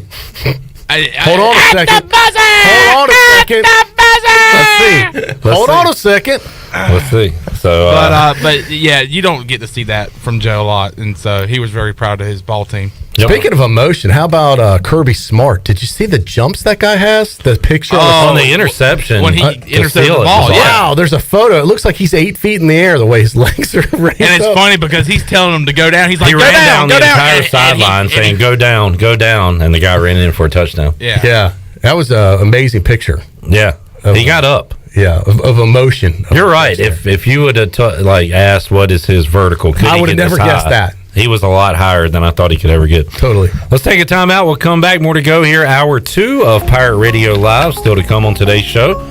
Pro wrestling veteran Lodi will join us coming up in the 5 o'clock hour. Brad Kane. I'm looking forward to hearing Troy D and Lodi talk about their times at East Carolina. I'm looking forward to reminiscing. Yeah. I mean, this is right in your wheelhouse. This is 90s ECU. This is downtown Greenville when it was in its prime. So we have some stories coming up. Well, and Lodi worked at a number of the establishments that I used to be a patron of. So if that's your era of East Carolina, you're going to enjoy this conversation. I don't know how much he's willing to talk about, but I'm going to try and get as much out of him as I can. And I got some old wrestling questions for him too. So looking forward to that in the 5 o'clock hour. More to go on Pirate Radio Live after this.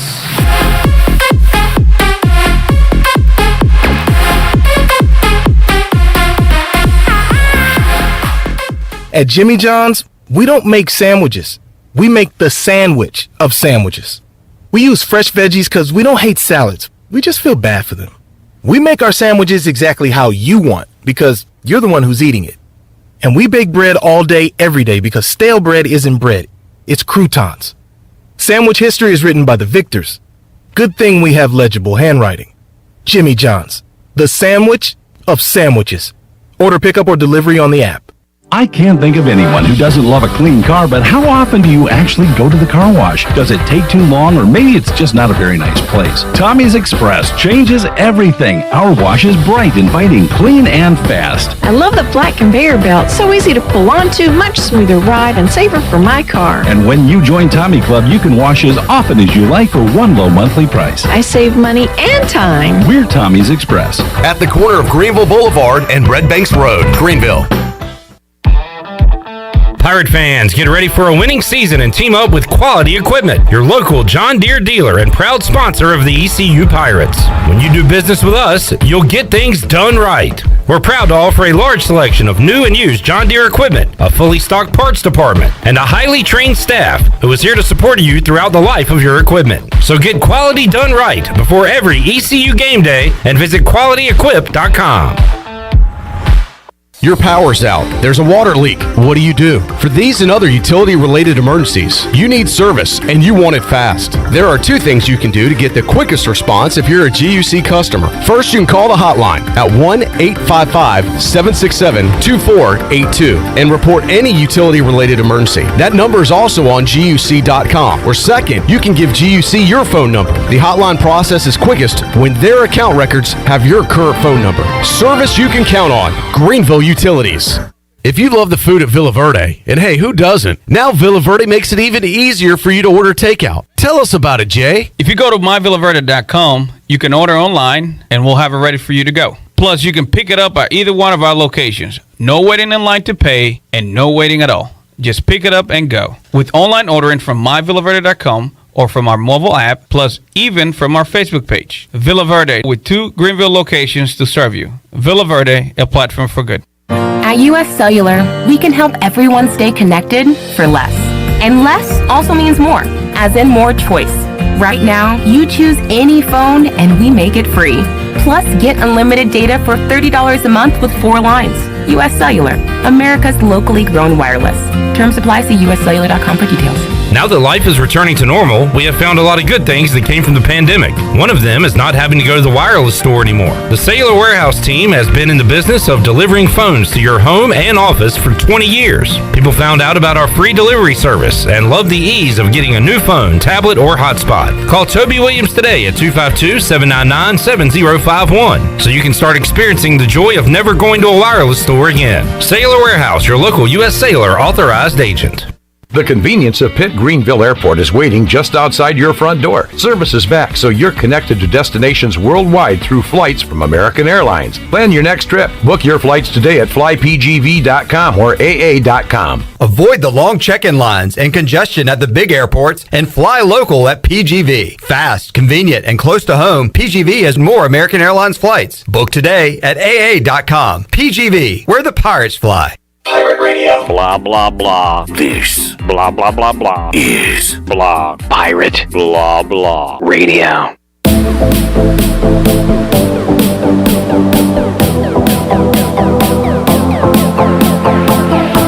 This hour of PRL is brought to you by Tommy's Express Car Wash. Come experience the difference at Tommy's. Now open at the corner of Greenville Boulevard and Red Banks Road. Doesn't your car deserve it? Visit Tommy's Express Car Wash today. Now back to the show. Welcome back. Do you have real estate questions about buying or selling residential or commercial properties?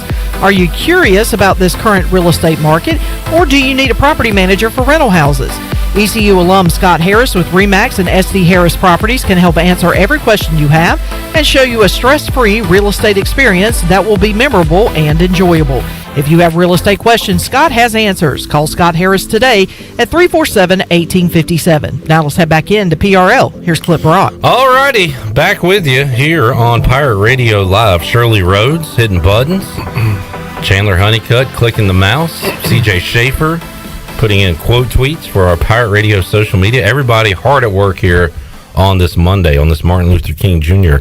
holiday. Everybody has a role and is using the role to their potential. Great job. Great job.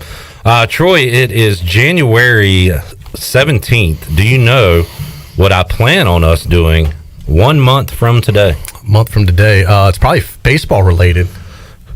It is not, but I'm planning Thursday, February 17th, just us two, nobody else. Okay.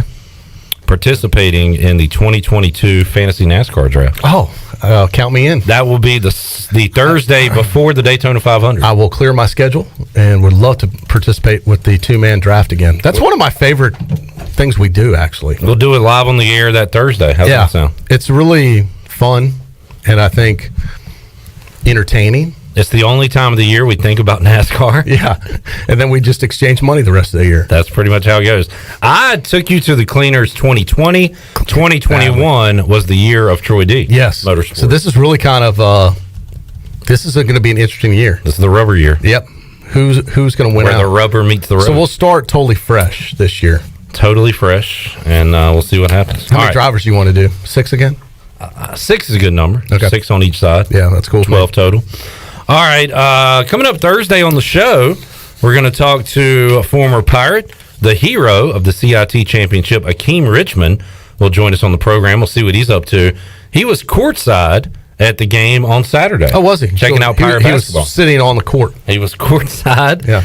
Which I will be. So no one was in front of him? I will be courtside coming up Thursday night. Me and Now, Chan. I heard you mention this earlier, Clip. Yep. And it made me wonder.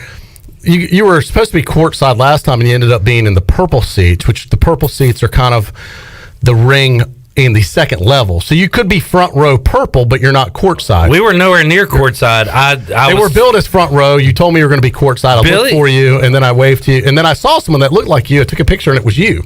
Billy Weaver said, hey, you want to sit front row tonight?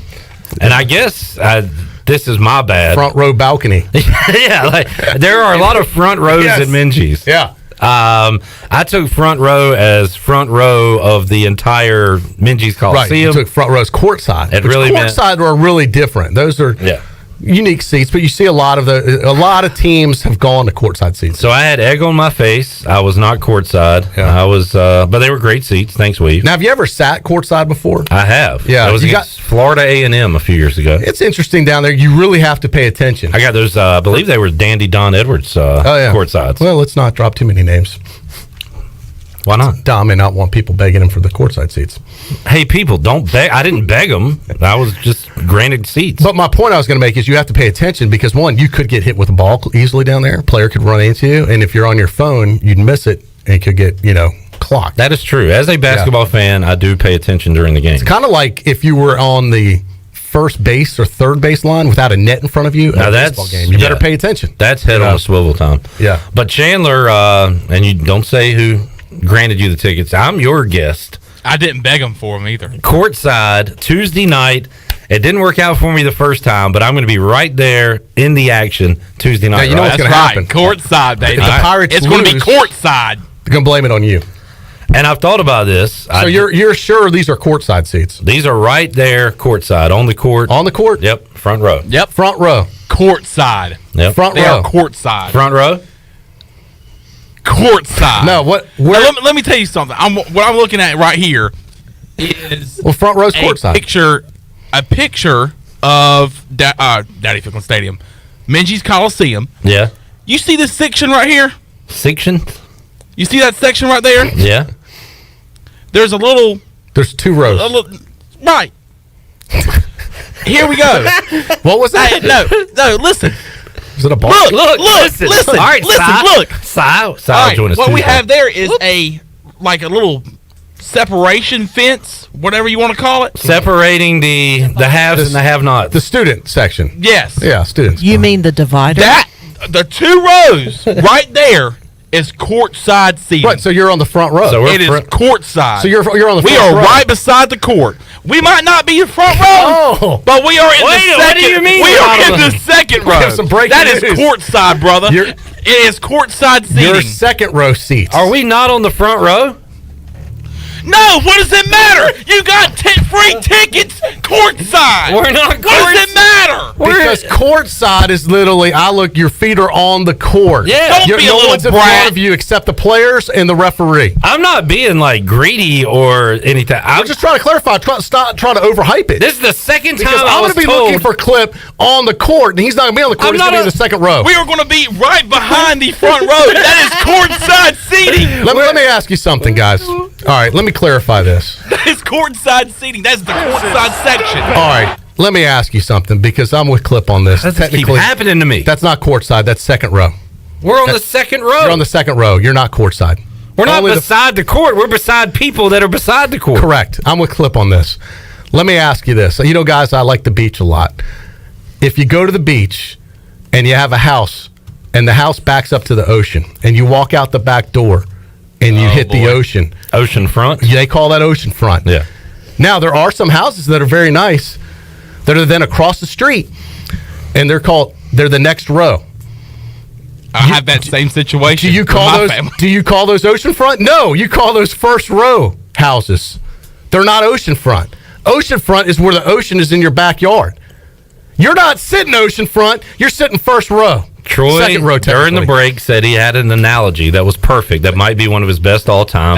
That was a good one. I said he was overhyping it. Troy, you delivered on your analogy. Thank you, Clip. I got to give you credit. It's a very similar situation. That is perfect analogy. I'll give credit where credit is due, and that was pretty good. But guess what? I don't care. Yeah. It is. You're still close to the ocean. You can enjoy it. You can still see it and smell it. Yeah. But you're not oceanfront, buddy.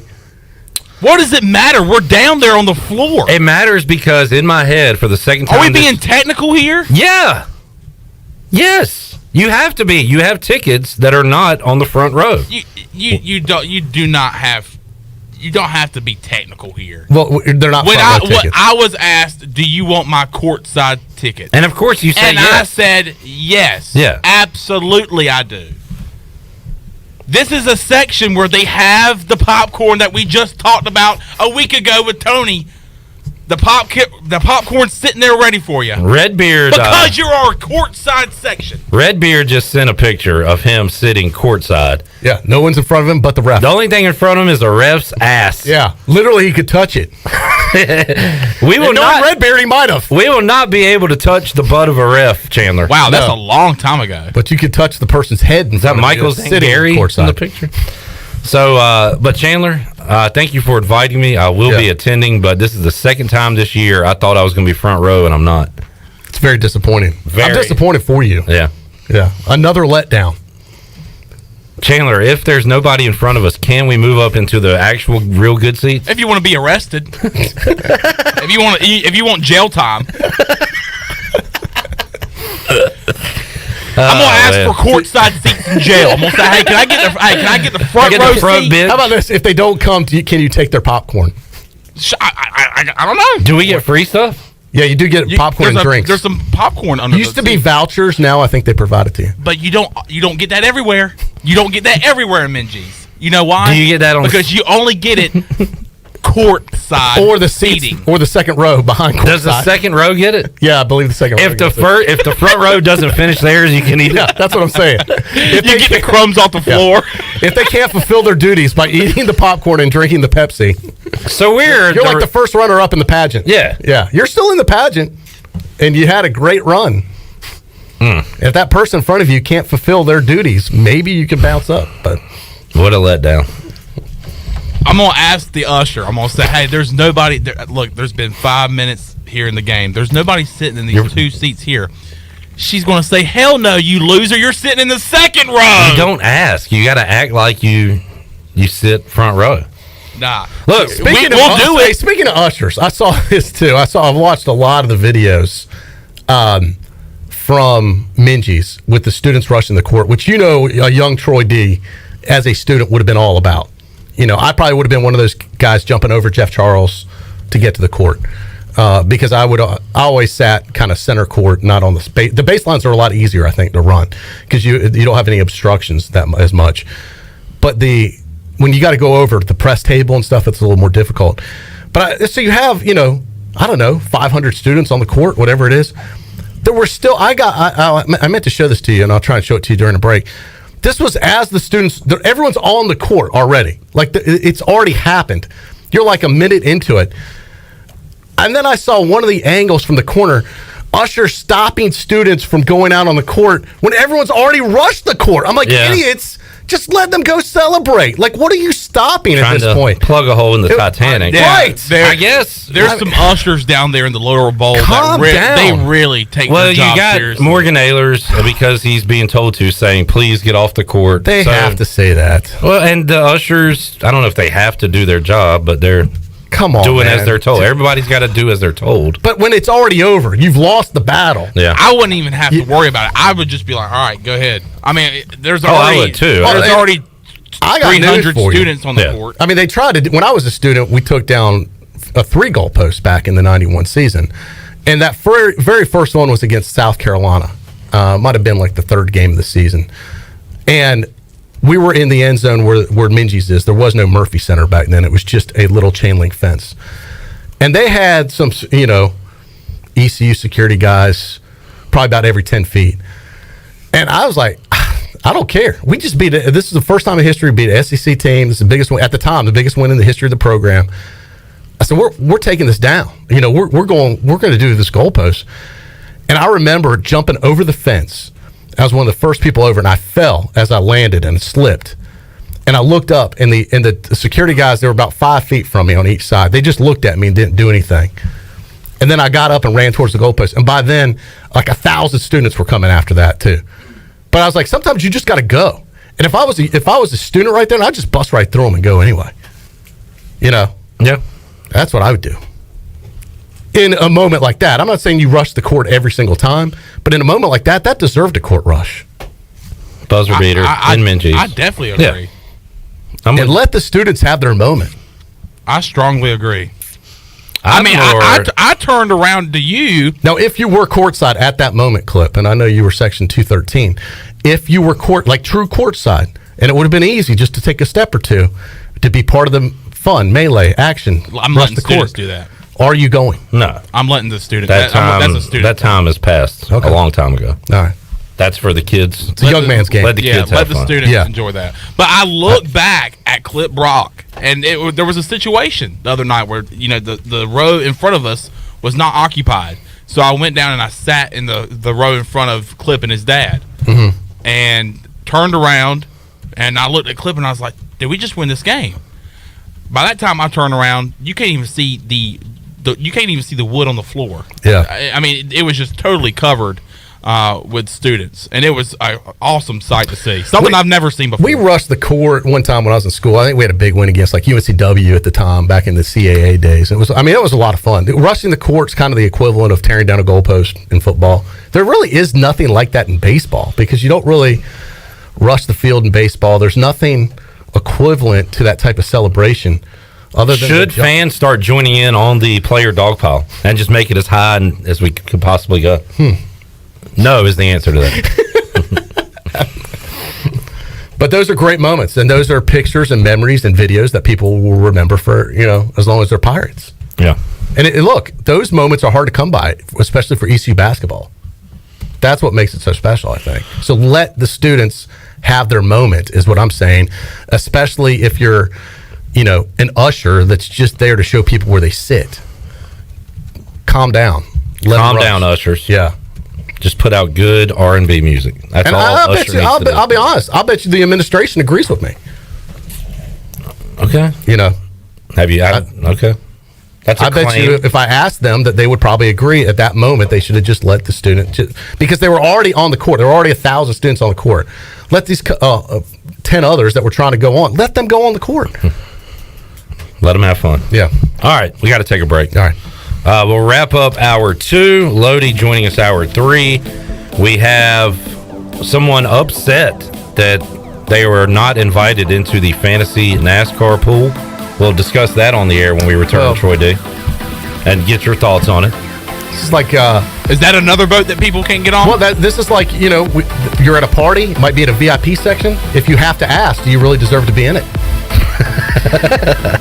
Just saying. All right. Well, we'll discuss it. Yeah. And more when we return after this.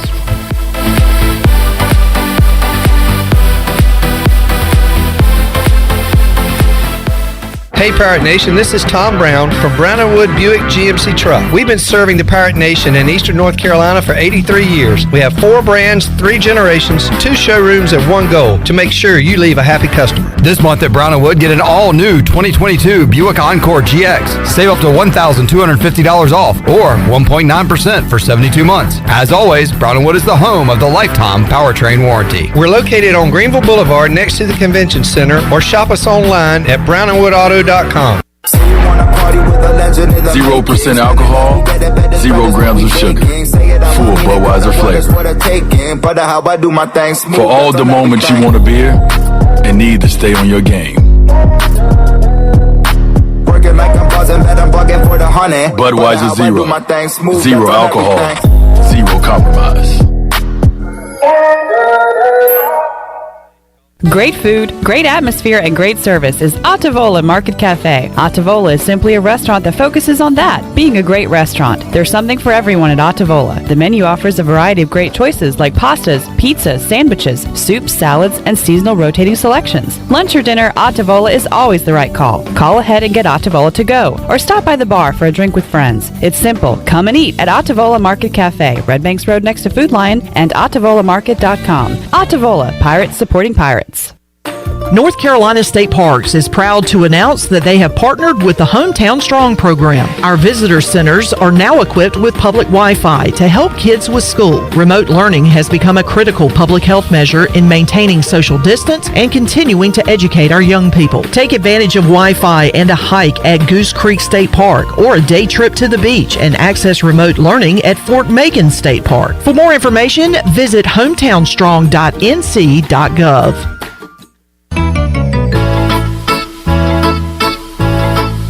The best place for delicious food and great prices is Familia.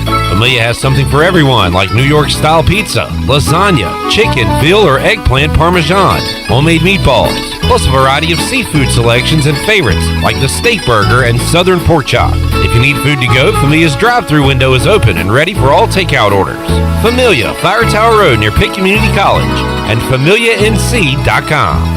Hi, I'm Annalie Newhoff. And I'm Rob Campbell. And we are with CopyPro. We have been locally owned and operated here in Eastern North Carolina for almost 50 years. CopyPro is the leader in office technology. Does your business struggle with keeping printing costs low or producing professional documents? Here at CopyPro, total customer satisfaction is our #1 priority. We have a variety of solutions to help reduce your printing expenses and make your business more productive. Call us today at 1-800-682-6558 or online at copypro.net. CopyPro, we are the professional office systems people. There's no better time to drive away with a quality pre-owned car, truck, or SUV from Greenville Auto World. Greenville Auto World is your authorized rough country dealer. We specialize in lift and leveling kits along with custom wheel packages. Whether you're looking for ground clearance or enhancing the appearance of your vehicle, trust our team for your off-road experience. Greenville Auto World, 3840 South Charles Boulevard across from Hardee's at Bell's Fork, or online at greenvilleautoworld.net.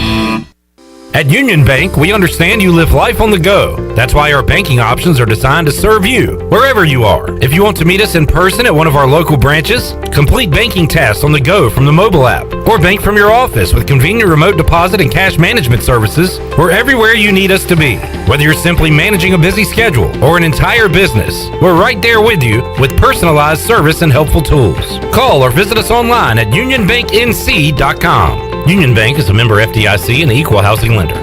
This is Tim Doust, ECU Football Special Teams Coordinator, and you're listening to Pirate Radio, the voice of Pirate Nation.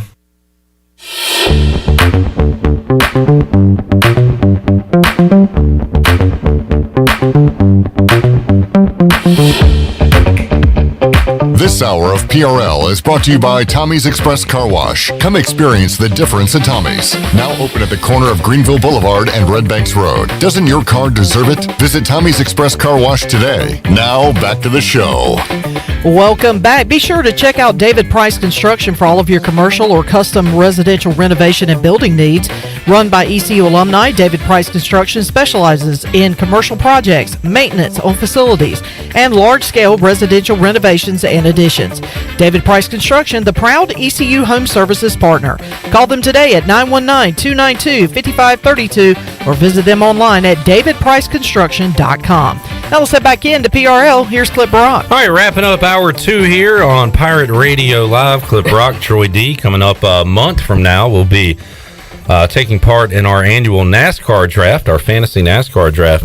So CJ Schaefer, who's doing a great job with us here at Pirate Radio, is actually a NASCAR fan. He was having a NASCAR discussion on social media with Redbeard, and while we were talking, Troy said, "Can you believe Clip just scheduled a NASCAR draft without me?"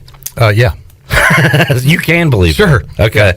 CJ. It's like a preferred walk-on going to Coach Houston. Can you believe they're playing football without me? A preferred walk-on. I mean, he's got to earn his dues first. I mean, he just, is kind of on the team, new here. He's got to, let's talk this time next year about that. The biggest it's a little problem, early for this. The biggest reason I say no is because he actually follows NASCAR.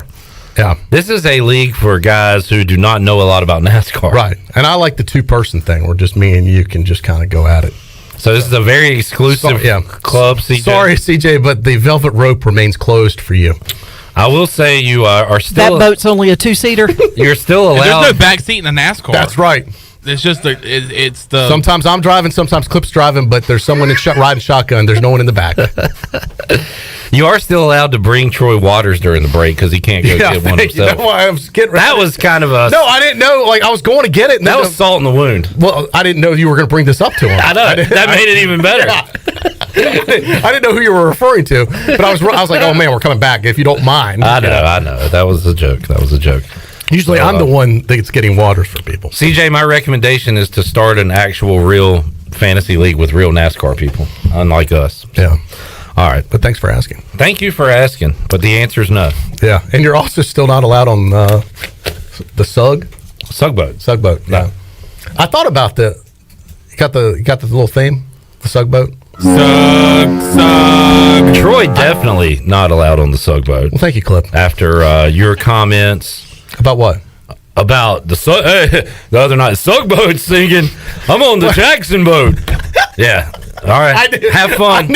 First of all, that was off the air. But I said I did not tweet about it. And you're not alone. You're not alone. I did have some negative thoughts that day when there was I'll admit that. Yep. So I will keep my seat we off. all have. Yeah. And we were talking about that lie. I did say your Sugboat's taking on water. Yeah. I did say that. We were talking about the lie detecting test. I want you to take it. Oh, that's good. And by you mean Clip Rock. Sign me up. I want Clip Brock to take it. I'll be the first one on it. I would like. Wow, what a scandal that would be. If Clip had negative thoughts about his buddy's son. Back in January 12th. All right, Troy, if you got some connections. You've had on some big time. We had on the guy from the People's Court. Yes. David Llewellyn, or Doug Llewellyn. Doug Llewellyn. If you could somehow... Don't take the law into your old hands. You take him to court. If you could somehow get Maury Povich lined up to read my test results on the air. Awesome. Clip Brock, you are not the captain. Did you not say to hell with Brandon Suggs back in 2020?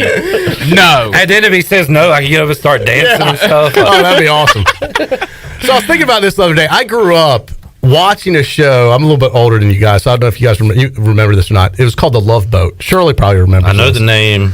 The Love Boat came on Friday nights, and it came on at a time where I was too young to go out and do anything. You were stuck at home as a kid Friday nights. It was like Love Boat and Fantasy Island. I think they kind of came on close to back or something. But that was big time TV viewing back in the day, The Love Boat. I even think it was on ABC. It was one of their most popular shows on Friday night. And it had a great theme song, The Love Boat. And it made me start thinking, Clip, maybe you should add, the Sugboat. He's winning basketball games for you. The Sugboat. We'd come up with a song like that. Now I don't even have to do it because we have. Supposed to be funny? I could put that with the music, and I got it right there. Well, you could, I guess, yes. Yeah. But the Sugboat instead of the Love Boat. Yeah. I love it. Exciting and new. It doesn't have to be a tugboat. It should be the Sugboat, the Love Boat. It's the Sugboat. There's a lot of love going around for ECU basketball. There is. It's a great time. The Sugboat. We got all that dry. I'm going to work with that, and we'll have something for you later this week. Got new lyrics? I'll do new lyrics for you. All right. Yeah. Fantastic. I like it. See, Troy, that's how you start to earn your way back in line to the Sugboat. You've got to be kidding me. No. None of you are ever jumping on. All right. I listen, I'm not trying to be on the Sugboat because I'll admit that I had some, thoughts back when it wasn't going so great. But I'm an admirer of the Sugboat. I appreciate that. I'm a fan of the Sugboat. Yeah. I don't want the Sugboat to sink. I said I love to watch it float by. I appreciate that. I'm a big Sugboat fan. And I appreciate you inviting me to sit second row. And I do appreciate your loyalty to him through thick and I will say this, Clip, it's not just this season. I saw your tweet the other day where it went back 2 years. 2019, 3 years. Yeah. You were on this thing 3 years ago. My guy. So don't come at me with, Clip's just trying to capitalize on the moment now. No. That ain't it. Nope. That ain't Edge. He hasn't took the lie detector. A lot of people think you're opportunistic, and I've got your back on that. Let's see. Let's see. Now, you might be opportunistic, but not this time. Well, let's see. I'm not a bandwagoner in this case. This has been a 3-year buildup for you. Yeah. Yeah. And it finally, boy, the fruit was not ripe. As we like to say, was the juice worth the squeeze? Absolutely. All this time has been worth it for that moment the other night. Yeah. What a moment. Well, especially coming off a game where he had one single point. Yeah. He struggled. Yeah. Wednesday. But, hey, here we are. The tugboat rides again. It rides on, buddy. Looking forward to Tuesday night. Should be a fun one coming up between East Carolina has lost to UCF 13 times, I believe, is the number, Troy D, in basketball. That's crazy. Wait a minute. So was the last time the Pirates beat the Knights? This is probably off. There's no way it was like when Corvon Gaines hit the... One year, we beat them 3 times in one season. Twice in the regular season, once in the tournament. I don't know if that was the last win, but it's around... Because it's hard to beat a team 3 times in the season. That's what Brian Bailey says. Yeah. You know what's even tougher? Beating the 49ers one time in the play. At home. That's God. the toughest thing to do. I've been trying to be nice about it today. I have as well. He's in a very strange... Did you send him any text? Bailey? Yeah. True story.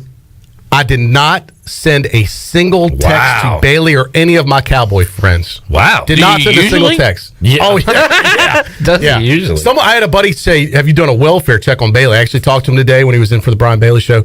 He was in much better spirits than I thought he'd be. Yeah, that's what I thought. Because I said, someone said he's going to need a few days to cool down. I said, a few months to cool down, knowing him. Because he's very emotional, as you know. He's an emotional guy. And he takes the Cowboys. That's part of who he is. Yeah. And I was like, man, Bailey's not going to be in a good place today. I thought he was going to cancel his show, need some personal time. Yeah. I thought he's either faking it very well or he's maybe growing up a little bit. Wow. I don't know which. I'll tell you who's growing up. But I was very proud of him. Troy D's growing up. I am too. I did not send him one text. And the thought crossed my mind, but it was like with that voice, you have that little angel on one shoulder, the devil on the other. Oh, yeah. And the devil's going, send it, send it, send it. And the angel's like, you know better. Let's see. He's a friend. Let's see. Don't do that. He's already in a bad mood. Yeah. Would you want him to do that to you? All that. So it's like good versus evil. And I will say this, good won out yesterday. That's great. That's great to hear. The new Troy D, yoga, and not sending Brian Bailey texts. Yeah. That's big stuff. Everybody can change, Clip. Because it's one thing, like, we rag our friends, and that's fun. But something about the Troy D in-game or after-game text is like another level. It drives him crazy. Yeah. And I almost did. I was thinking about doing it before the game was over, but then I'm like, okay, this is going to backfire. See, that's even... that's happened. Because I've done that with you before where I've sent you stuff and then it, completely goes sideways. Yeah. So I didn't do it. Troy will do that like lap 50 of the Daytona 500 when you're watching it and your guy's in first. Or I'll have like 3 of my guys and they'll be first, second, third. Yeah. And I'll be like, Troy D, and I'll take a screenshot of it. Yeah. Troy D Motorsports kicking your ass. 4 hours later when the race is. All my guys are in the wall. Yeah, exactly. Yeah, I am notorious for that. All right, this year I may not text you then. No in-race text? I'm not saying that. I'm just saying that might be a good goal. Surely. It always seems to backfire. Oh, yeah. Let's take a break. You never respond to it. You never take the bait. No. I put the rat poison out there for you. All I do is... And then I get something from you at the end of the race. All I do is screenshot it and move on. And you always hit me back at the end when I've lost. All right, let's take a break. When we return, going to hook up with Lodi, former WCW wrestler, still wrestling, East Carolina alum. And training. Classmate with Troy D at ECU. So we'll talk about it all when we return on Pirate Radio Live, Hour 3 on the way after this.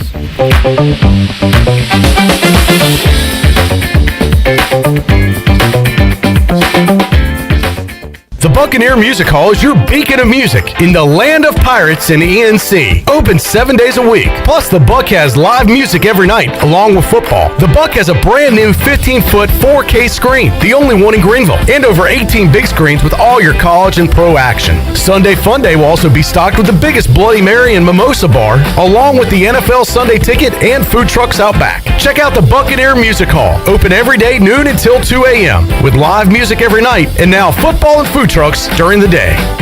Hey dads, it's back. Plan to join us for our 6th annual Daddy-Daughter Dance Friday, February 11th at Rock Springs. This event will be a fun night of games, music, photo keepsakes, raffle tickets, and of course, dancing. Best of all, 100% of the proceeds will go to Daughters for Dads, which supports local families affected by cancer. Sponsorship opportunities are also available. Purchase your tickets today by going to eventbrite.com and search for Daughters for Dads. We will see you Friday, February 11th at Rock Springs. It's a new year and we have some exciting news at Angel Oak Home Loans. This is Talbot Green and I would like to introduce you to the newest member of our team, Braxton Green. I've known Braxton his entire life because he's my nephew. He is also a recent ECU graduate and has lived in Eastern North Carolina his entire life. This is Braxton Green and I'm looking forward to working with you with your next home loan or refinance. Give us a call at Angel Oak Home Loans today at 751-2060. NMLS 1719250 and 685842. Equal housing lender.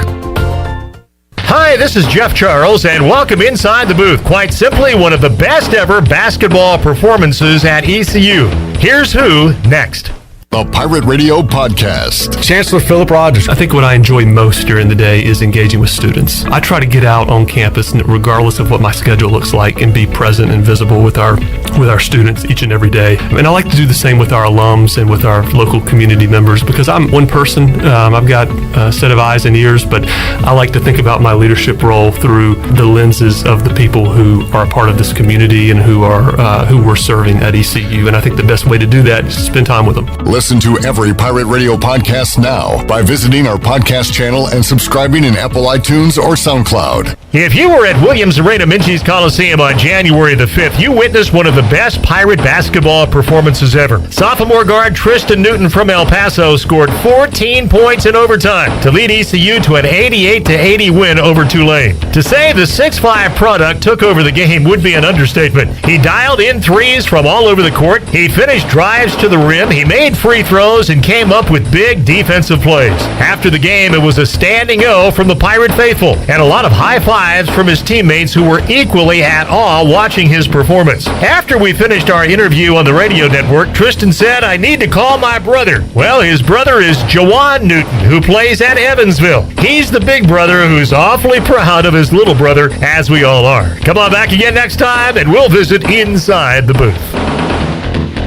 With Domino's Carside Delivery, you can carry out any 3-topping pizza for just $7.99 without leaving your car. So you don't have to interrupt your kid's favorite song. And we'll all be friends just for one day. You can interrupt this, actually. Next time you carry out 3-topping pizzas for $7.99 each, try Domino's Carside Delivery. Just pull up to the store, check in online, and Domino's will bring your food to you contact-free. Carry out only. You must ask for this limited time offer. Prices, participation, and charges may vary. Excludes XL and specialty pizzas. Crust availability varies by size. Message and data rates may apply when using Domino's Carside Delivery. UBE and PirateWear.com is excited to offer Pirate Nation the largest selection of new ECU merchandise and tailgate supplies ever. UBE has the best prices in town, so that makes UBE your one-stop shop for all things ECU. UBE does daily restocks of Champion, Adidas, and Under Armour. Don't forget to bring your young Pirates in to plunder the Crow's Nest, which is the only kids store dedicated to ECU. Plenty of free parking uptown in Greenville. Visit them at PirateWear.com. Go Pirates! This is Pirate Radio, WGHB Farmville, 1250 and 92.7 FM Greenville, WDLX Washington, 930 and 104.1 FM Washington.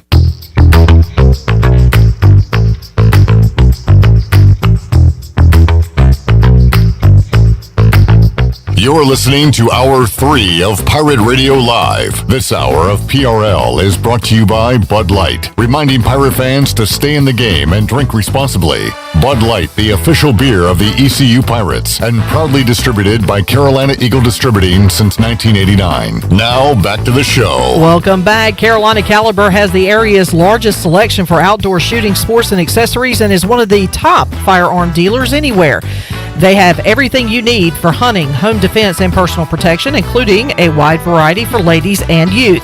Carolina Caliber will buy, sell, and trade. They are locally owned and operated since 1960 on Fire Tower Road in Winterville. Now let's head back into Pirate Radio Live. Here is your host, Clip Brock. Alrighty, back with you here at Pirate Radio Live on a Monday, hour 3. We'll open up the booty bag coming up in just a moment and make you a winner on today's program. Clip Brock, Troy D here in the Pirate Radio studios. And last Monday, we talked to AEW wrestler Brock Anderson, and we're going to keep the wrestling going today. I know him as Lodi from watching WCW back in the day. Troy, you know him as Brad Kane, who you went to school with at East Carolina. Yeah, and Brock, if you listened last week, if you missed a great interview, it's all archived online. Yeah. Also an East Carolina Pirate. That's right. ECU alum.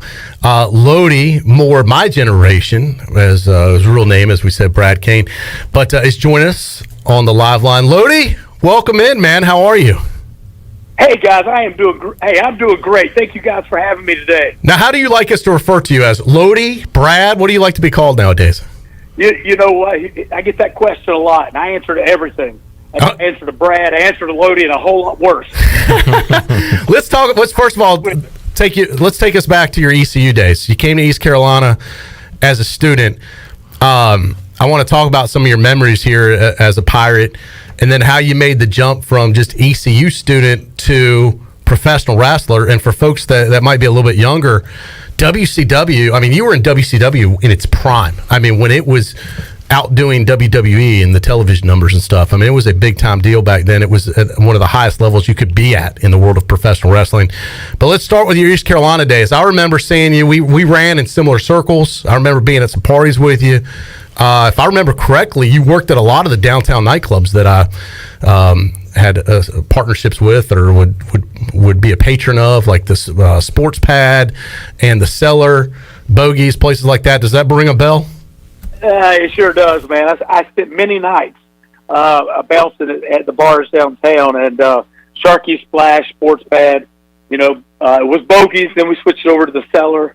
And basically between that and the military, that's how I put myself through school.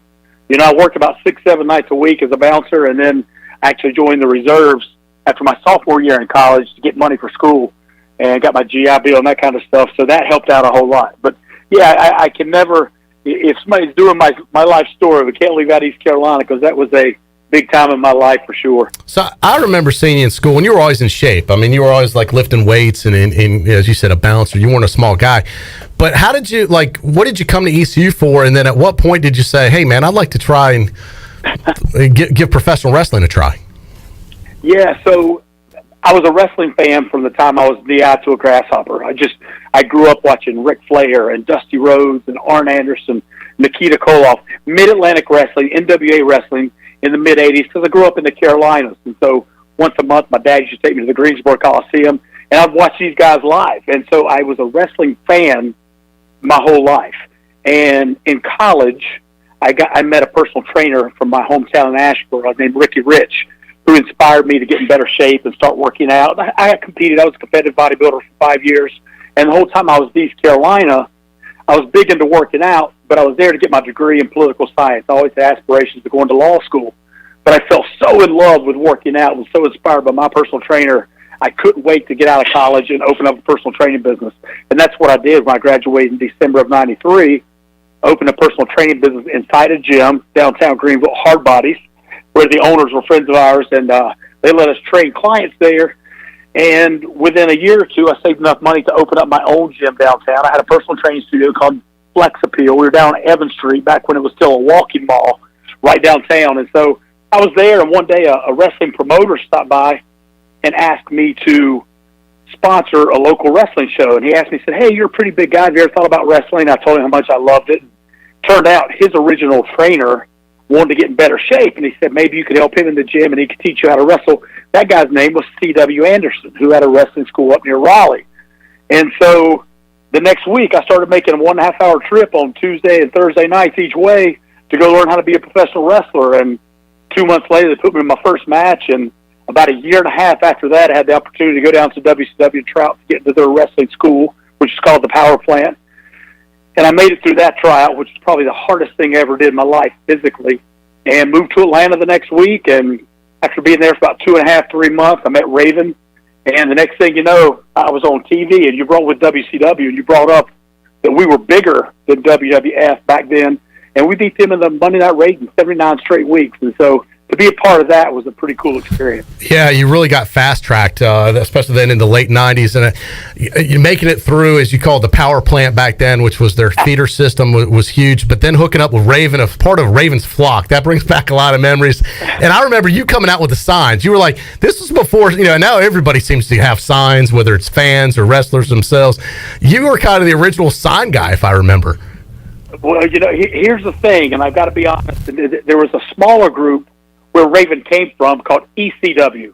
And they actually had a guy there who did that gimmick, but they weren't very big at the time. So Raven, when he started me on TV, he basically stole that gimmick and gave it to me and made me start doing it.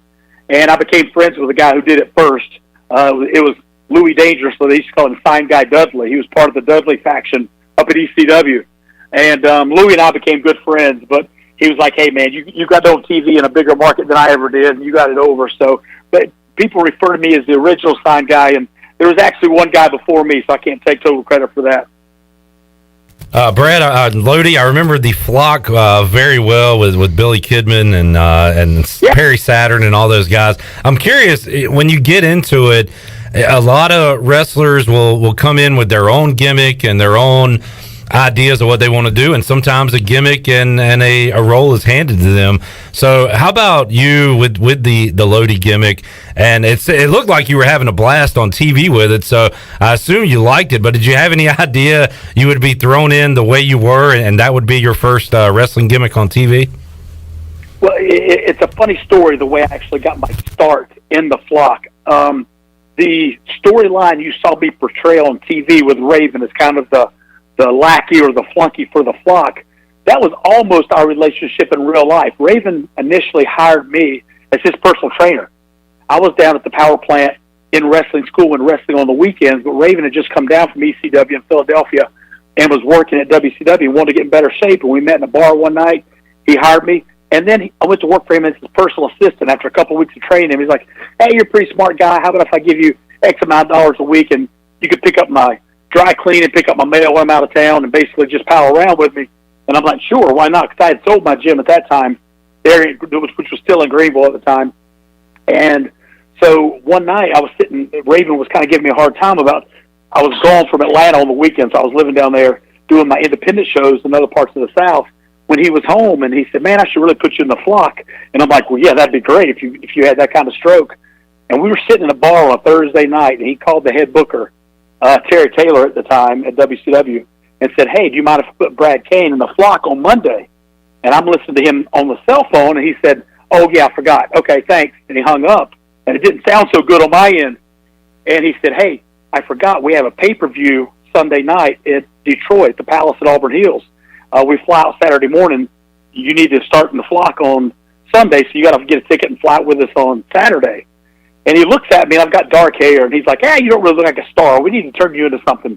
He said, let's make you Billy Idol. He said, go get your hair dyed blonde tomorrow and get some leather pants and some Harley boots and a glove and a sneer and some jewelry, and we'll go to Detroit. So here I am. I've got basically 36 hours to put this thing together before I leave.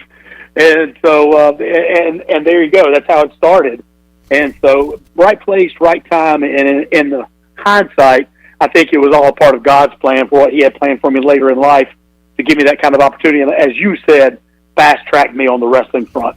That's awesome. Talking to Lodi, Brad Kane today on Pirate Radio Live, and I've seen a lot of stories about WCW at those times, and Raven got a pretty good push, as they say. He was a WCW United States champion, a tag team champion, but I've seen so much about the politics there in WCW, and if you weren't a part of Hogan, Nash, Hall, that clique, it was tough to get TV time. It was tough to get storylines. So what was that like for guys struggling to get airtime, to get a push in WCW with all those giant heavy hitters in the wrestling world there?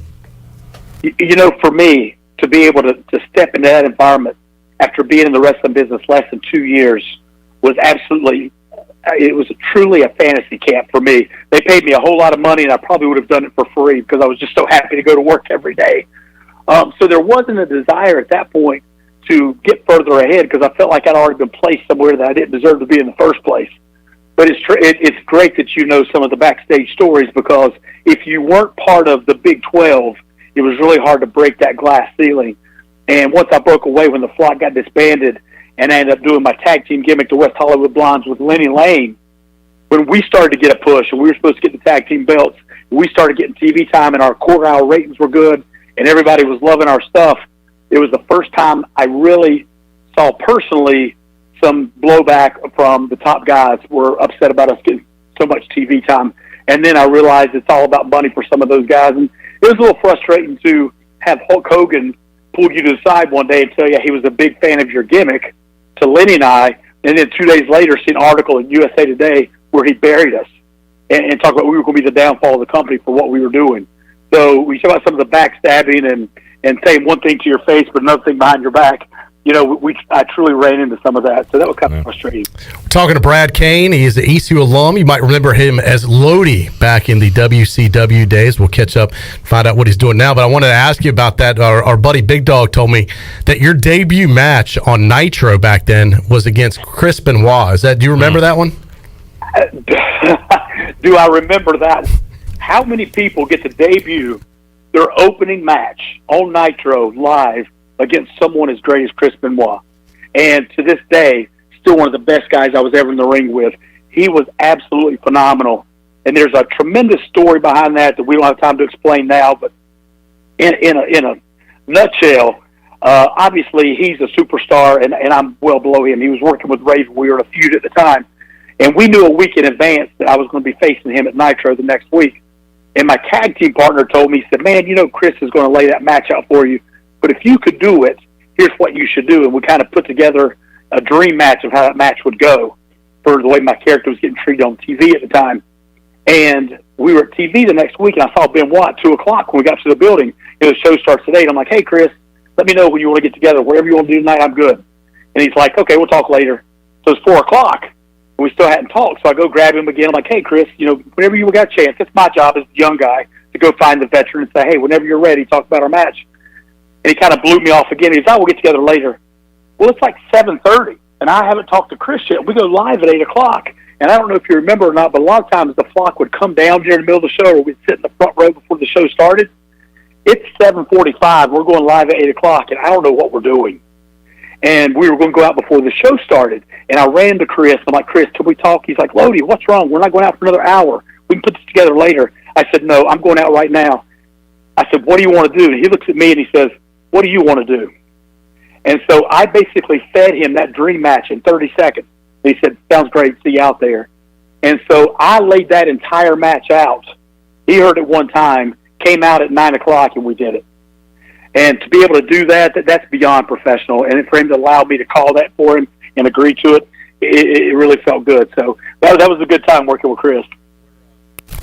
We're broadcasting also on Facebook Live and YouTube Live, and anybody that is on those platforms, we've got a picture of you up there right now. And that's not from your wrestling days back in WCW. That's a current picture. You're now about probably, I guess, 51 years old, Brad, in incredible shape. You look like you could still get in the ring. I think you do get in the ring. I know we had Brock Anderson on last week, the son of the legendary Arn Anderson, part of the Four Horsemen, and you have quite a connection with Brock.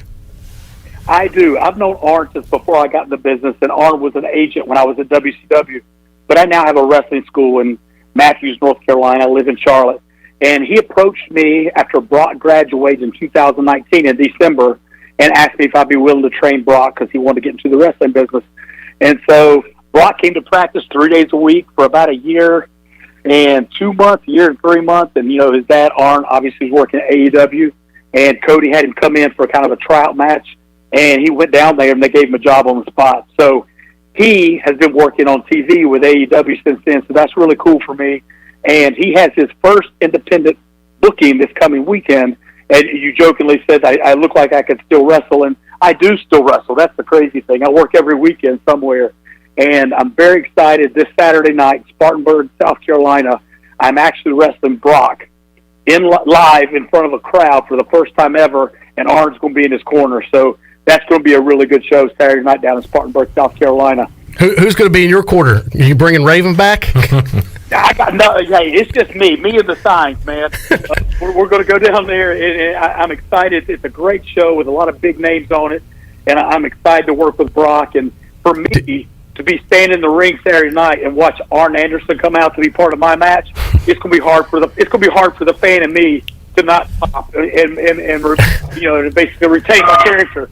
Do you go as Lodi now when you wrestle again? Do you break the signs out, or are you back into that character? Brother, listen to this. This is an inside joke, but you're going to get it. If I were to show up to a wrestling match without my name Lodi and without my signs, I don't get to work. It's like Ric Flair showing up without the robe. Yeah, no woo from Ric Flair. What? Yeah. Lodi, I wish you luck in this match, but I do feel a spine buster or two coming your way on Saturday. Well, here's the good thing. Us old veterans like me get to lay the match out. I tell you what, I'm not taking. There you go. I am not taking a spine buster for Brock Anderson. If Arn gets involved, I may not have a choice. But hey, here's the thing: if it's 2022 and Lodi gets to take a spine buster from Arn Anderson in January, my year is made, brother. I'm done. That's all I need to do for the year. If I get a spine buster from Arn Anderson, my year has been made in wrestling. Hey, Brad, when you look back at your ECU days, we had some great times back then. What are some of your favorite memories? Oh, man, honestly, the roommates and the fun and the silly stuff we did. Thankful we didn't have cell phones back then. Amen. Camera phones or that kind of stuff. We had cell phones, not the camera phones. Later on we had cell phones, but, it's no social media. That made it good. Going to the football games, and actually, even though I worked downtown 6 and 7 nights a week, working as a bouncer is kind of like going out every night. We had a good time, and the friendships I made and the people that I'm still friends with, my roommates from back then, that we've stayed in touch and we're all still close. And, the fact that the relationships that I've held on to that long are probably some of the best things I remember.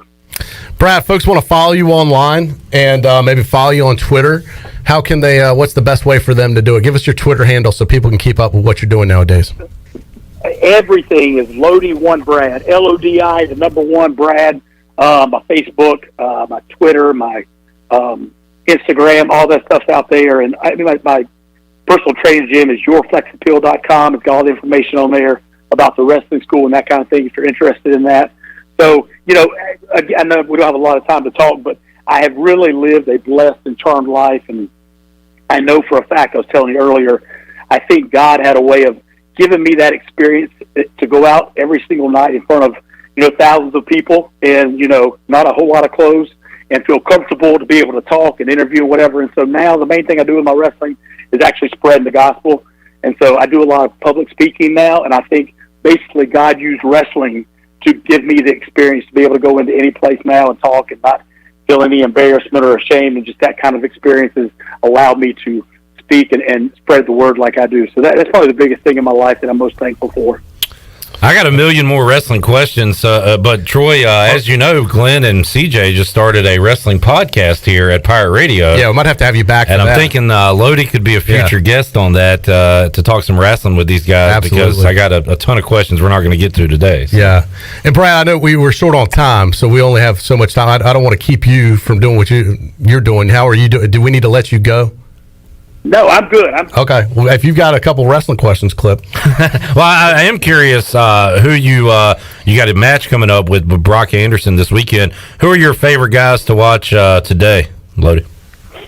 Oh, one of my favorite guys to watch today that I have met and spent some time with. Don't know super well, but I'm a huge fan of Randy Orton just because he is so good. I know he works an old school style, and some of the young kids are like, Randy Orton, but he's just so good at everything he does. He gets a reaction from the fans, and everything is very solid. Big fans of FTR. I've been friends with those guys since before they ever made it to TV. I love watching those cats. I've got a couple of my kids. There's one female wrestler that works up at WWE that I trained her before she went down to WWE. Her name's Ashley. Ashley. Oh, that Charlotte girl. She was also one of my trainees. So when you train 2 of the 3-4 Horsemen's kids, you've done something right. So I'm actually pretty thankful that I've had that opportunity as well. That's pretty awesome. Yeah. When you look back at your career, I was really big into wrestling in the late 90s, back when WCW and WWE had the rivalry. The Monday Night Wars. And they were outdrawing TV viewership Monday Night Football. I mean, it was it was way more entertaining than Monday Night Football back then.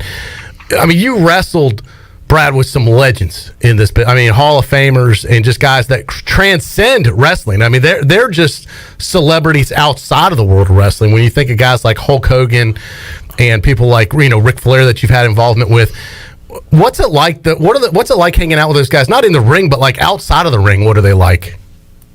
One of the things I think that surprised me the most, being a wrestling fan and growing up watching wrestling, but when you get to meet these guys and you show up for TV the first time and you look around and these guys are sitting around checking their stocks and talking about, real world things, you're like, wait a minute, Kamala's got a stock portfolio? It's things you don't imagine, right?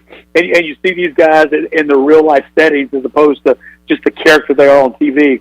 I think the education level was surprising, how many of the guys have a college degree and are quite well spoken, no matter what character you may see them play on TV.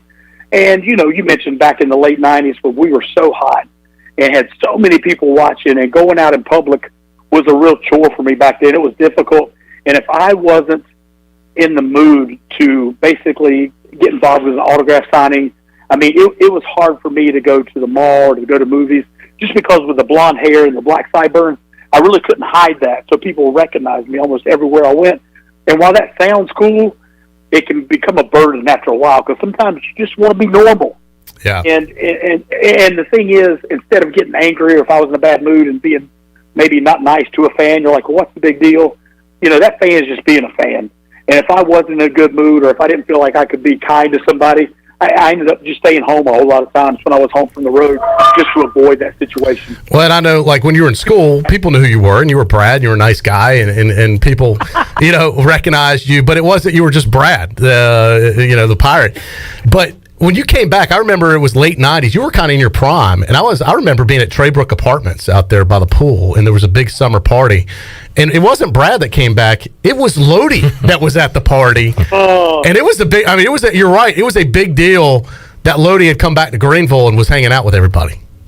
And part of me cringes when I say that, because all of that was pre-rehab and pre-me getting clean and sobering up.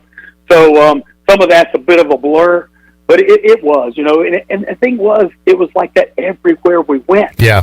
I was a guest DJ on MTV and VH1, and while that's a cool thing for guys of our generation, when I say that now, kids look at me like, what's a VJ on MTV? Right. Videos there anymore, right? And it's funny, I talk about, I was there before, there was YouTube, and some of these young kids look at me like, you were before YouTube? It's funny how things have changed that way. But, the things that I've gotten to do, I've been able to travel the world. I've been, tours to the UK and tours of Australia, and just the things wrestling has allowed me to do and people to meet.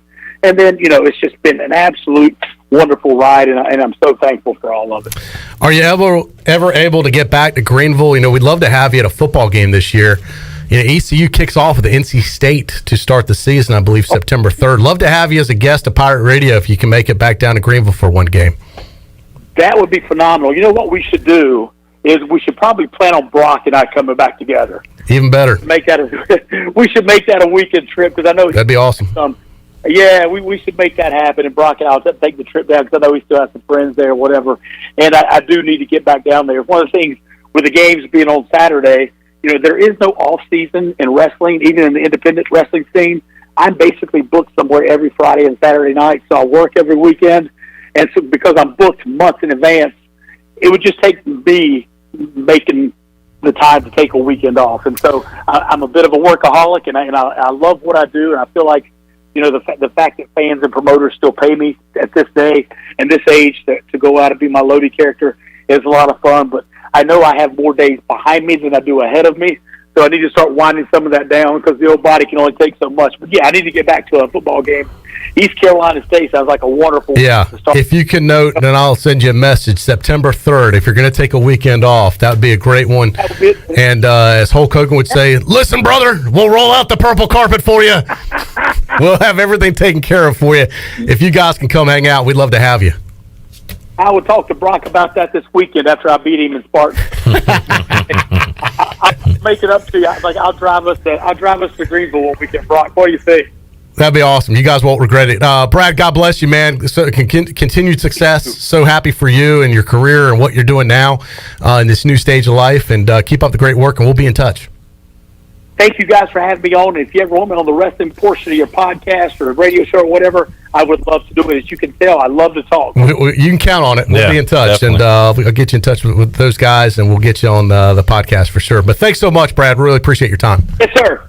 All right, Brad Kane, better known as Lodi to my generation. If you'd have told 16-year-old Clip Brock he'd be talking to Lodi in 2022, Clip Brock would be like going crazy right now. That's awesome, man. Yeah, and really, Brad was a good dude. Like, I remember him in college, and now he is in a different phase in life. As he said, that was a different time where Lodi, But Brad, back in the day, as many of us weren't afraid to have a good time, and boy, he was, once again, next level. I mean, when he came back as Lodi, that was back when he was at his prime. I mean, it's like late 90s. It's kind of the equivalent of Harold Varner comes back to Greenville when after he let's say wins one of the majors or something. That would we get it. All right, I love you always got to throw in an analogy. But I mean, it wasn't like just coming back to come back. He was coming back when he was at the top of his game. Right.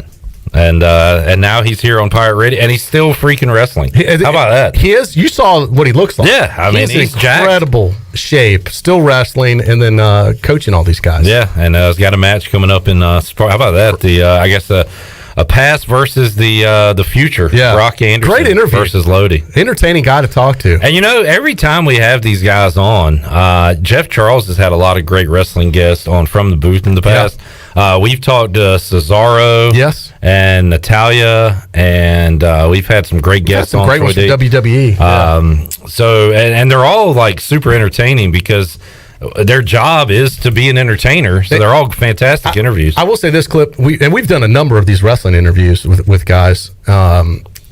They've never been bad. No, they're always good interviews. Yeah, and they're always interesting. And even if you don't watch wrestling, his story is an interesting one. Yeah, and all the backstage politics, that stuff's interesting. Yeah, he had it firsthand happen to him. Yeah, the worst thing he could do is start becoming popular. It's kind of because Hogan and those guys just shut him down. It's like corporate America. Sometimes you join one of these big corporations and you get in the wrong clique, and then you don't get promoted. And what goes on in real life goes on with wrestling. Yeah. And it is a business. So wrestling is life. You'll hear more Lodi perhaps with CJ and Glenn. If you want to hear their podcast, you can check it out. YouTube, you can watch it there or download it, and they'll have another one coming out sometime soon. Shirley, let's open up the Pirate Radio booty bag.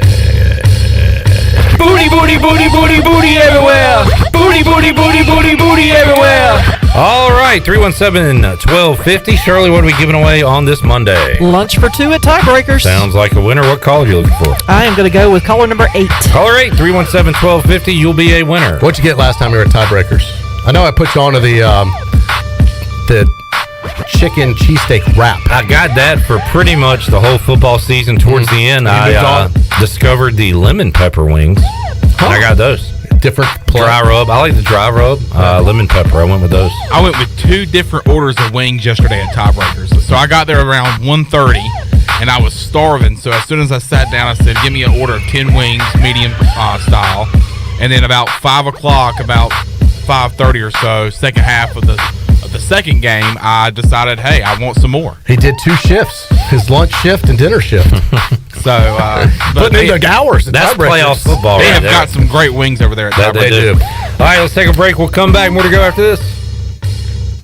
Hey Pirate Nation, Lindsey Gray here with Carolina Caliber. In 1960, my granddaddy started his firearm business right here in Eastern NC. Still family owned and operated, we have the area's largest selection for outdoor shooting sports and accessories and are one of the nation's top firearm dealers. At Carolina Caliber, we have everything you need from hunting, home defense, and personal protection, including a wide variety for ladies and youth. We buy, sell, and trade. It's a time-honored tradition. Visit us at Carolina Caliber on Fire Tower Road in Winterville. This is Dr. Anthony Scalick from Orthopedics East and Sports Medicine Center of Greenville. We offer a variety of services including arthroscopic surgery, sports medicine, carpal tunnel surgery, general orthopedics, fracture care, total joint replacement, physical therapy, and on-site MRIs. For experienced and professional medical care, visit our office on W.H. Smith Boulevard in Greenville and online at orthoeast.com. Orthopedics East, providing services to ECU and Pitt County athletics for over 35 years. Go Pirates! At US Cellular, we can help everyone stay connected for less. And less also means more, as in more choice. Right now, you choose any phone and we make it free. Plus, get unlimited data for $30 a month with 4 lines. US Cellular, America's locally grown wireless. Terms apply. See uscellular.com for details.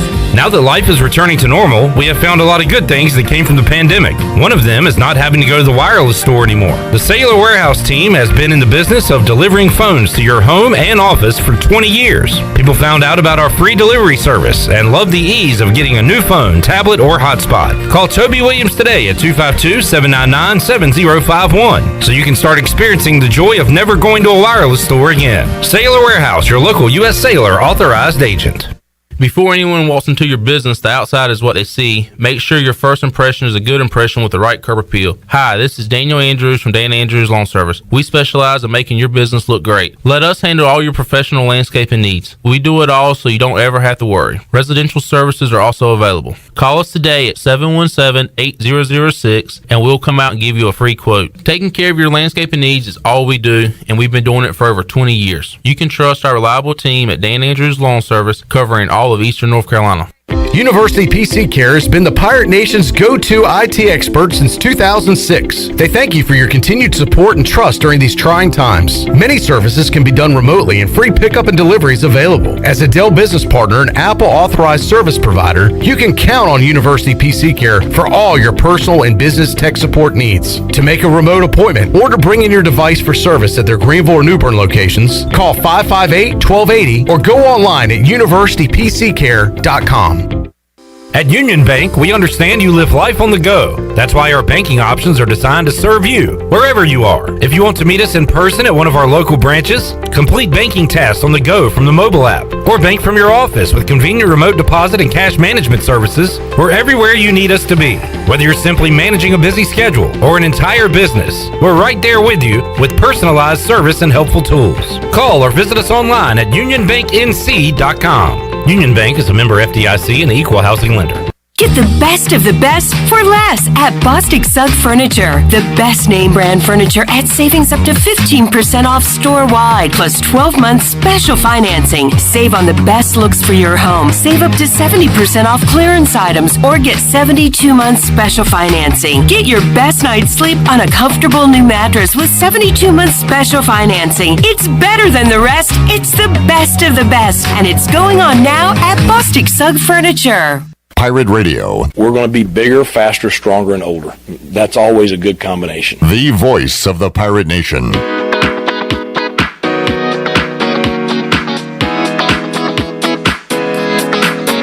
You're listening to Hour 3 of Pirate Radio Live. This hour of PRL is brought to you by Bud Light, reminding Pirate fans to stay in the game and drink responsibly. Bud Light, the official beer of the ECU Pirates, and proudly distributed by Carolina Eagle Distributing since 1989. Now, back to the show. Welcome back. Orthopedics East and Sports Medicine Center of Greenville's Extended Care Clinic is now open Saturdays and Sundays from 10 a.m. until 2 p.m., so you can avoid the emergency department for any urgent orthopedics care. For more information, call 757-2663 or visit orthoeast.com.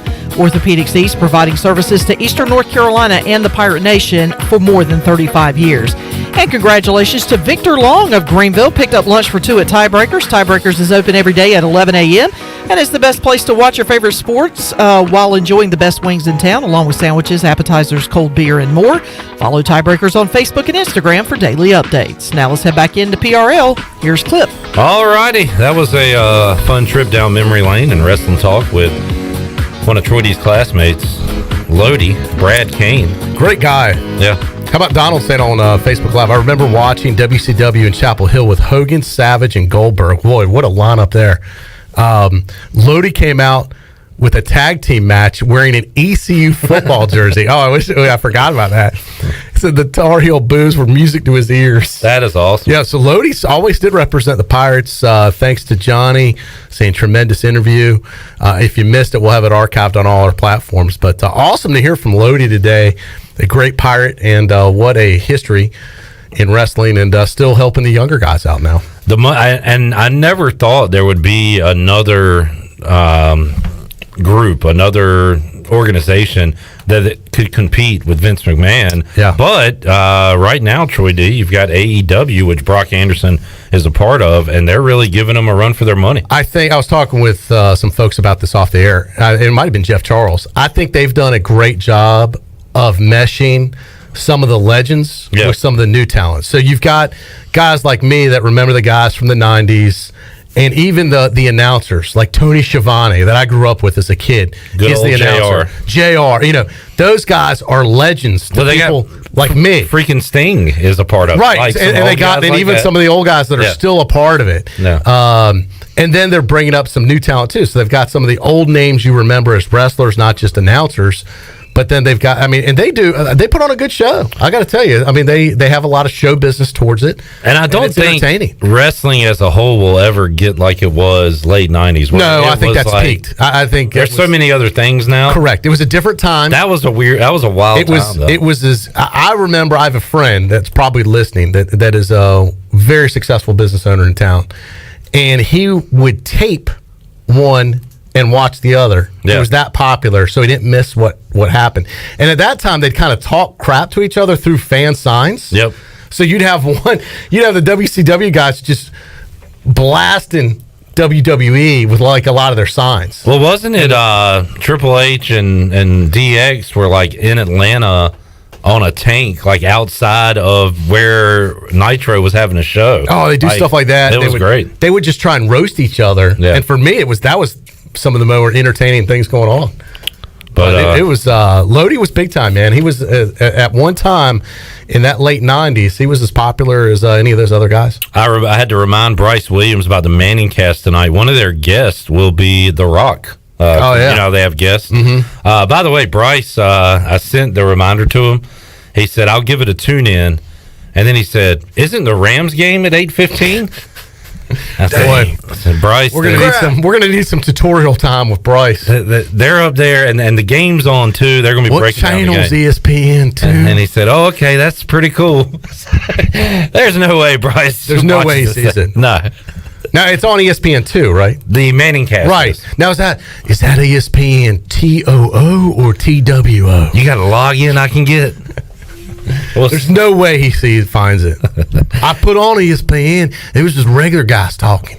Last year, I tried to watch it on Nickelodeon. See him get slimed. Speaking of that, last year the Bears got slimed on Nickelodeon. Yesterday, it was MVP. The Cowboys.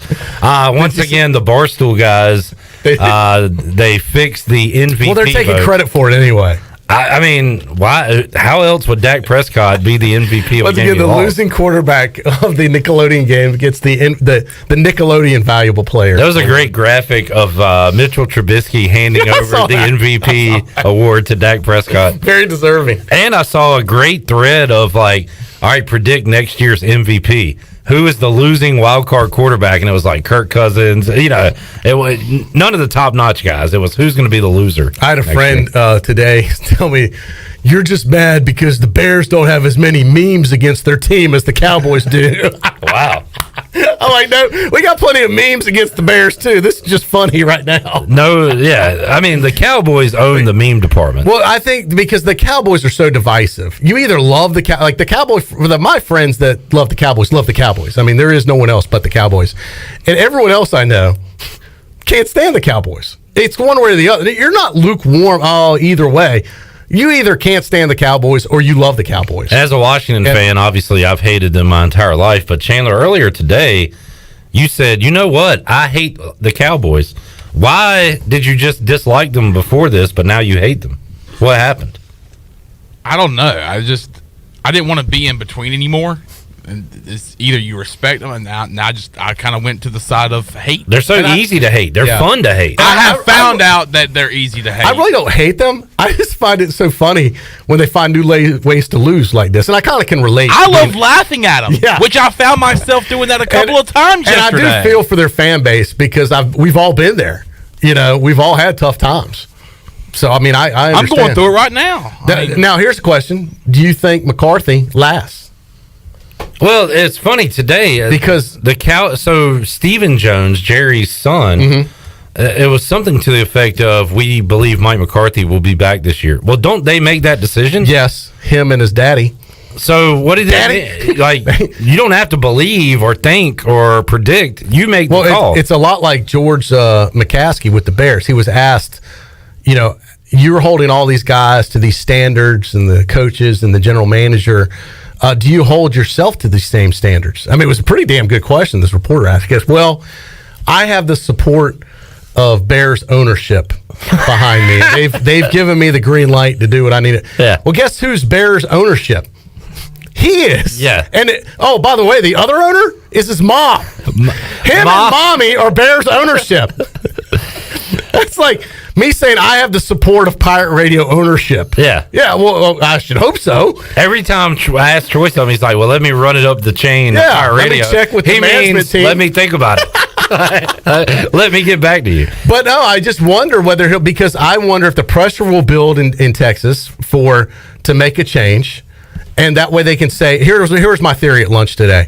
They fire him because it gets the story off how badly they screwed up this playoff game, and then it talks about the future. And now we're talking about the future of the Dallas Cowboys instead of the past, which hasn't been good, and then they can salvage one of their top assistants, and maybe Dan Quinn stays as head coach because they might be getting ready to lose their two top assistants. Yeah, the Kellen Moore, the coordinator. Jerry Jones. That's my theory. I think they fire him just to take the attention off the Cowboys in a negative way, to try and move it towards the future, and to try and save maybe Dan Quinn. Well, maybe Jerry Jones has already started that process because he basically said we have the players. We should have And done if Jerry better. Jones Jr. said we think he'll be, that wasn't a vote of confidence. That's not. Oh, he's our guy. In the discussion, because to me, he left the door open like, well, we got to evaluate it. He's a doofus. They do some silly stuff, man, and he just stands over there looking Well, he's dumb. in charge of cleaning the glasses for Daddy. Oh, I'm talking about Mike McCarthy. Oh, well, yeah, he is. Yeah, I thought you were talking about Steve. Not the glass cleaner. not I was amazed Mike McCarthy got that job. It was out of left field. I just did not see that one coming. Yeah. So, all right, let's take another break. We'll come back. You're ready to wrap up this Monday edition of Pirate Radio Live. We are back with you after this.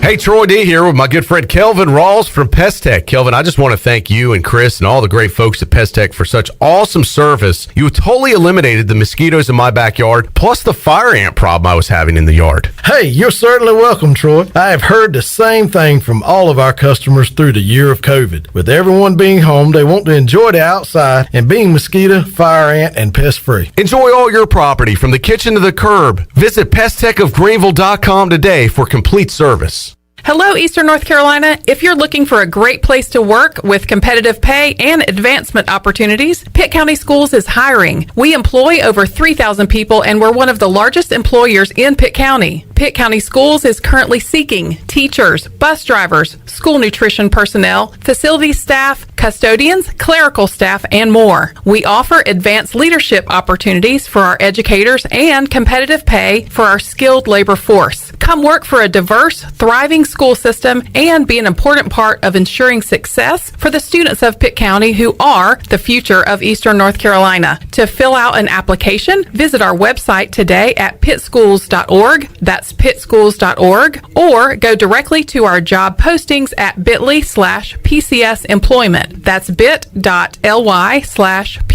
employment. Pitt County Schools, engaging, empowering, and elevating every student and every staff member every single day. Hey Pirate fans, Derek Pizzeni from Carolina Wealth Management. Are you a fiduciary? That's a question every investor should ask their advisor. A fiduciary is an individual who acts in the best interest of a particular person or beneficiary. Is your advisor a fiduciary? You should know it's your money. At Carolina Wealth Management, we do things differently from other investment firms. To learn more about the benefits of working with a fiduciary advisor, visit mycarolinawealth.com. That's mycarolinawealth.com.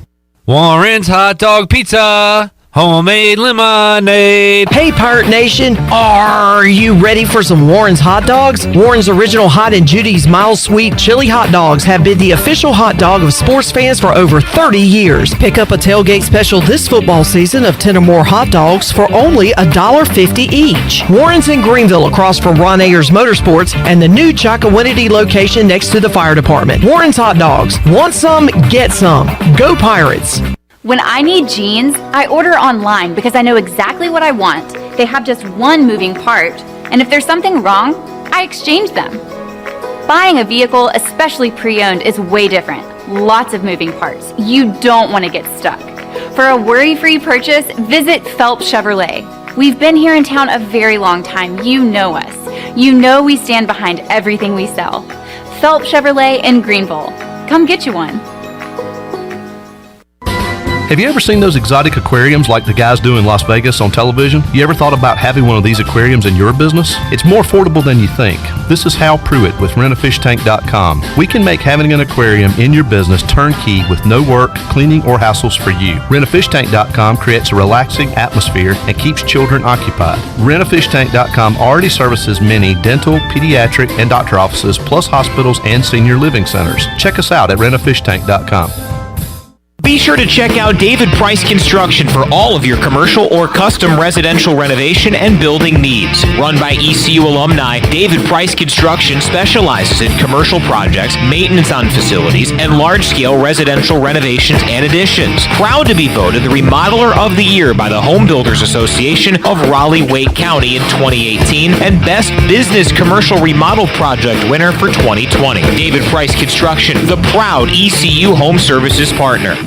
This is Mike Houston, head football coach at East Carolina University, and you're listening to Pirate Radio, the voice of the Pirate Nation.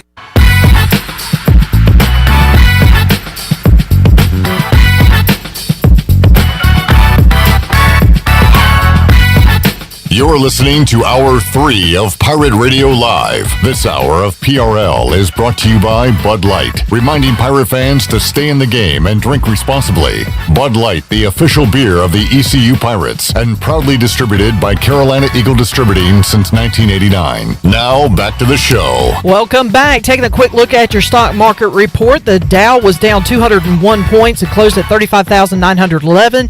NASDAQ was up 86, however, at 14,893. And the S&P was up 3 points at 4,662. That's your Wells Fargo Advisors financial report. For a personal look into investing, call Wells Fargo Advisors today at 756-6900 in Greenville. Wells Fargo Advisors, LLC, member SIPC. Now back to the show. Here's Clip. Alrighty, back with you, Pirate Radio Live here on a Monday. Great hearing from one of Troy's old classmates, Lodi, earlier in the show. This guy might have been a classmate of yours, Troy D, coming up Thursday on the show. Maybe one of the first ECU basketball players I ever watched play, I ever remember a name of, Reed Lose. Yeah, Reed was there when I was in school. Back in the late 80s, Mike One Steele of my favorite days. players. I remember going as a kid and seeing him play. He was, happy about the win the other night, and was able to talk to him, and we're going to have him on the show, talk about some old ECU days, what he's up to now, and all that coming up Thursday. Yeah, that's a blast awesome. from the past. Oh, I look forward to hearing that. I really like Reed. Reed Luce coming up on the show later this week. Also, It's like 90s week on the show. Yeah, Akeem Richmond said to join us later on this week as well. So we're looking forward to some great guests. Today flew by. Not just the show, but the day went by. Fast day for you? Yeah, because yesterday was a total, it was like a winter hurricane yesterday. Rained sun up to sundown, cold rain, terrible day. Great day to be inside and watch football. But as far as weather-wise, you know me, cold rain, number one on my depth chart as worst weather. I actually took a nap yesterday. Yeah, I stayed so bad. I wasn't asleep the whole time, but I think I stayed in bed till about 3. I was like, I can't deal with today. I ventured out to the grocery store, and that was about it for me yesterday. It was a tough day yesterday, but today we're back on track. Had a little sunshine, dried things out. Feeling good. Feeling good. January flying by, Clip. That it is. Getting closer and closer to springtime every day. Closer to baseball season, which, by the way, Cliff Godwin coming up, if you missed it earlier, 6 o'clock on the Brian Bailey Show. Nice segue. Yes, sir. Also, the Hula Bowl was Saturday down in Orlando. We talked to Warren Saba Friday on Pirate Radio Live. He was a part of that game, as was DJ Ford. Hold on a sec. And sorry, did I mess you up? Now I see what you're saying. Well, that ain't it. We're planning to hook up with DJ Ford sometime this week. Enjoy talking to him during the season. And good for those guys. They at least got to play in one more game. It wasn't the game they wanted to. They wanted to play in the Military Bowl. CBS Sports Network. Okay, I missed it. I wanted to see it. So we had a couple Pirates in that game. Awesome. In Orlando. Talked to Warren Saba. He was en route to Disney World on Friday. I heard that. That was pretty cool. For his first time ever at Disney World. So glad those guys got to experience that. Good luck to them. We'll have, I guess, Pro Day coming up in the next month or two, Troy, that we'll be out there covering at ECU. Hopefully, with COVID and everything, a lot of guys able to do it. A lot of guys already declaring for the NFL. You got your seniors and you got Snead, McMillan, those guys as well. So it'll be a lot of guys out there. And NFL playoffs roll on tonight. Rams Cardinals right here on Pirate Radio. It's weird. I'm not a fan of the Monday. I got to tell you. It's very odd. I think they should keep these on the weekend. I don't like them. I'll watch it, but I'm just not a fan of it. Yeah, it's although the weekend was set up great, and next weekend set up great too. You got Saturday afternoon, Saturday night, and then Sunday afternoon and kind of Sunday evening, early evening. Yeah. So I love the setup coming up this weekend. It was great this weekend too, but this Monday night thing. In fact, Shirley, I was cutting a playoff promo and I was halfway through it and I was like, wait, we can't do a promo. There's still another game left. We don't know who's going to play. So it was very odd to come in here today and still have another wild card game. The forecast keeps changing, but looks like they're definitely going to have some rain potentially this weekend. Maybe a mix on Friday, but now they're showing sunny skies on Saturday. Potential more winter stuff, 30% chance Sunday. But another great weekend, my point, to stay inside and just watch football. All right. And ECU is on the road in basketball this weekend, so so just hibernate. So when you're sitting second row tomorrow night, are you wearing the captain hat? No, captains don't sit in the second row. Exactly. Captains are front row. Yeah. Yeah, you got to say that for front row. Great promo today. Oh yeah, I don't like all your promos. I'll be honest with you. I'm not one of these guys. I'm not a Cy Seymour when it comes to promos. I'm not going to tell you they're good and great every time. I just won't say anything if I don't like it. That was a great. I watched it multiple times. Your delivery, the dress, the hat. It was like perfect, and the lighting, like everything about it was perfect. It was hilarious. Get on the I thought you did a great job. Thanks to Glenn for the donation of the coat. Oh, that made it. The jacket. That totally made it as captain. He said he was going to run down to the smoke shore and get me a store and get a pipe. Oh, that'd be perfect. That's the only thing you're missing. Yeah, maybe next time. The Sug Boat. Stay tuned for winning basketball games for you. Shirley. The Sug Boat. Second row Chandler. Why is he singing? Tell him to stop. Shirley said stop singing. Right, sorry. CJ. Troy D, we'll talk to you in Thursday. Thursday, yes. 5 o'clock. Look forward to it. Oh, bad one for Tony's Patriots. Oh, wow. God, they looked. I did text Tony during the game. Yikes. I will reveal that text on Thursday's show. All right, there's a teaser for you. We'll see you Tuesday, 3 o'clock for an all-new edition of Pirate Radio Live. So long, everybody. Thanks for listening to Pirate Radio Live, an exclusive presentation of the voice of